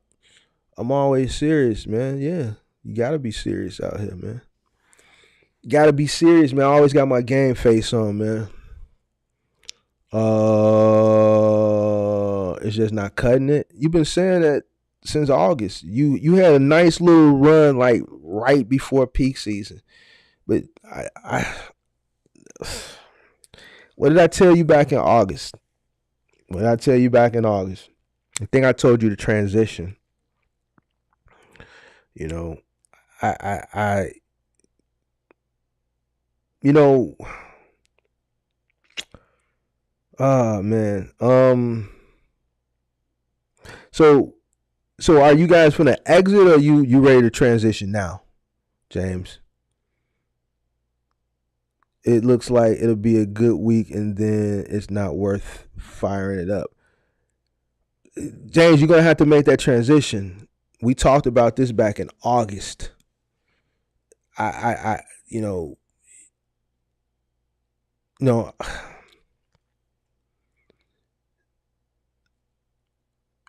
You're gonna have to transition, man. I really don't know what else to tell you, because I gave you I think I gave you the blueprint back then.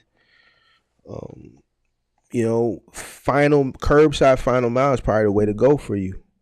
I just wish you would have transitioned back then. We're not making expenses. James, you're gonna have to transition. You can't get caught up on Amazon because it's Amazon. All right. Amazon is going to always outlast you. All right. They're going to outlast you. They're going to outlast every single independent owner operator that's running for them, that just don't want to let go because it's Amazon. You got to do what's best for you and your son and your son's business. You need to transition. You need to transition into curbside final mile. All right. You have to. The longer you wait, the harder it's going to be. If you got to this point now where you can't make expenses, you have to do it. You got to let it go. You got to let it go, man. You got to transition. You got to pivot out of Amazon. It's just, you've given it 6 months. Curbside final mile. Like I'm not gonna that like my what I told you then is what I'm telling you now. I just wish you would have listened to me then. You know. So I think you need to go curbside final mile. I think you need to look at TQL. I think you need to look at TQL has a good contract with HD Supply. All right, HD Supply. It's one man. It's not only higher in paying for curbside final mile one man, but it will get you about $600 a day, which is about $3,000 a week. It's local and it's consistent. It's dedicated. You're gonna have that work Monday through Friday. I think you should look at a contract like that. You should look at T-Force for that Home Depot. I think you should look at R&L Carriers. I think you should look at a few different companies for curbside final mile opportunities.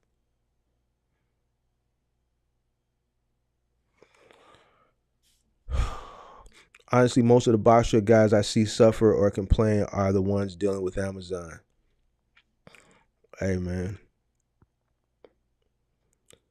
You're very interested in curbside. All right, well, get with me in the DM, and then I can give you a few companies to look into.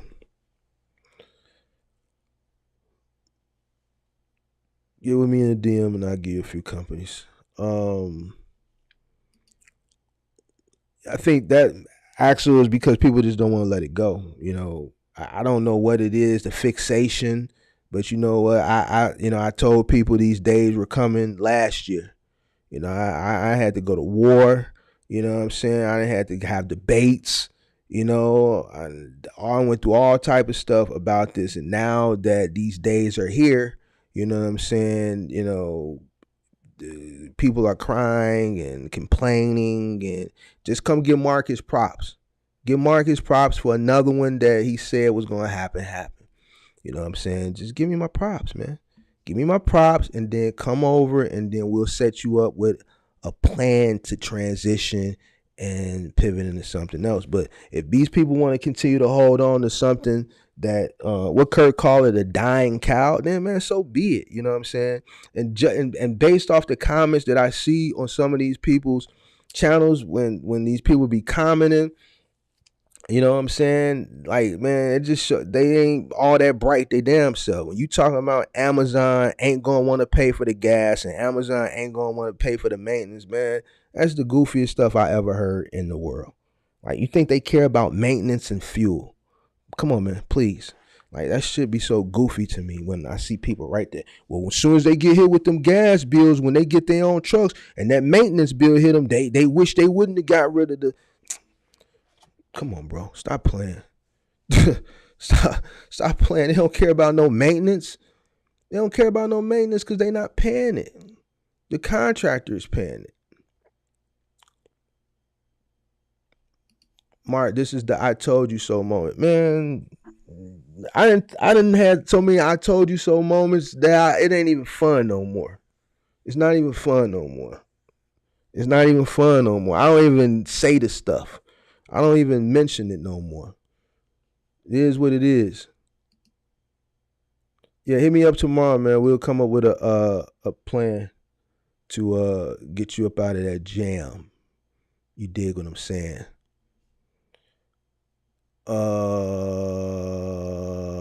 Just got my LLC now. I gotta get my van a box truck. I don't want to drive though. I'm gonna need a driver. Not trying to get rich. Just happy to create my own lane for now. Sounds like a plan, man. Just make sure you do your proper due diligence. Enter correctly. Don't try not to enter with too much exorbitant overhead. Make sure you enter with and to leave yourself enough margin so that you can make a small profit. All right.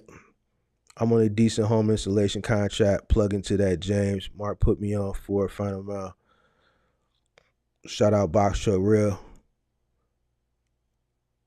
Yeah, James. Ain't no more I told you. I ain't had so many I told you so moments, man. Like if I could get a trophy for each I told you so moment, man, my trophy room would be full right about now.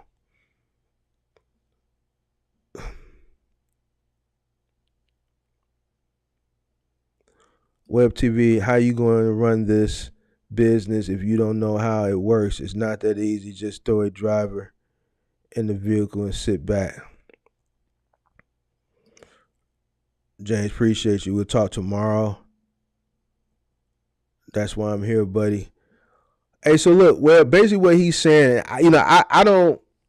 Axel is very, you're gonna be a little bit more straightforward. I'm straightforward, but I'm not a dream killer either. Now, unless you tell me, if you tell me that this is your plan, this is what you want to do, then I'm gonna salute you and say, go ahead, do it.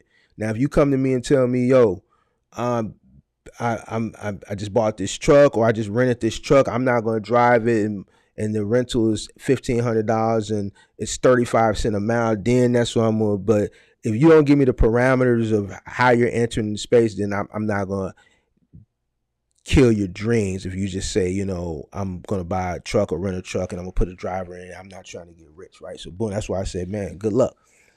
What Axel is saying is basically now, because of the cost of entry into the space, a lot of the parameters that have been placed upon the space upon entry, it may be a little bit more difficult to navigate early on than it was years prior, when the cost of entry was a lot lower and you had that room at the beginning for that learning curve and that margin of error, and it didn't cost you, that margin of error didn't cost you as much as it does now. That margin of error that you have during that learning curve phase is very expensive now. All right. And it can make you or break you in a matter of weeks. So what he's basically saying, I'm going to say it in a nicer way, is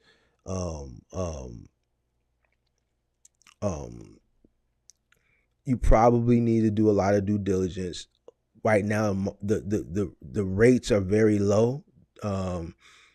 The margins are very small in this business, and if you don't enter correctly, that profit margin, that small margin that you may have to profit, ultimately that margin probably will be going to the driver. All right, so if you're not going to be driving the truck yourself, so you need to, one, figure out, are you going to rent or are you going to buy? If you're going to rent, it's really going to be hard to profit if you're not in the truck, especially your first truck, right? So you need to do your due diligence. You need to find a very cheap rental if that's the route you're going, or purchase a truck and really research your costs, right? And your margins, all right? Make sure that you don't want to do this business, right, to be doing it just to say you're doing it and you're not making, you're breaking even, or you're operating at a loss week after week after week after week after week. Most of the people that enter into the space now initially with their first truck are driving it. Most people that are entering into the space now initially with their first truck and they're not behind the wheel of it have ultimately failed, because there's just not enough room at the current rates, right? So the cost of entry has gone up, but the rates have gone down. All right. So,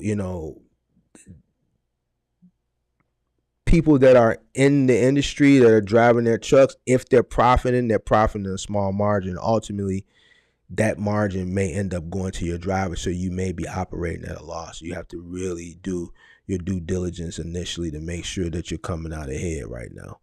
That's basically what he's saying, all right? I had a lie, I told you so moments, FedEx. Yes, explain, Mark, I'm rough. Y'all say these questions for the next live. Let bro get some rest, respectfully. Yeah, let me get out of here, y'all. I got a meeting with another meeting with UST in the morning, and I gotta prepare some stuff for another logistics company that want to come on the channel, and I gotta get some rest. So I'm gonna talk to you guys Thursday. We're gonna talk about business credit, right? That's what we talking about Thursday. Yeah, that's what we talking about Thursday. So I appreciate everybody for coming on this live. You can always DM me if you want. James Fraga, make sure you're here Thursday. I'm gonna talk to Kirk for you. Other than that, man, peace out, guys. I'll see y'all Thursday. I'm out.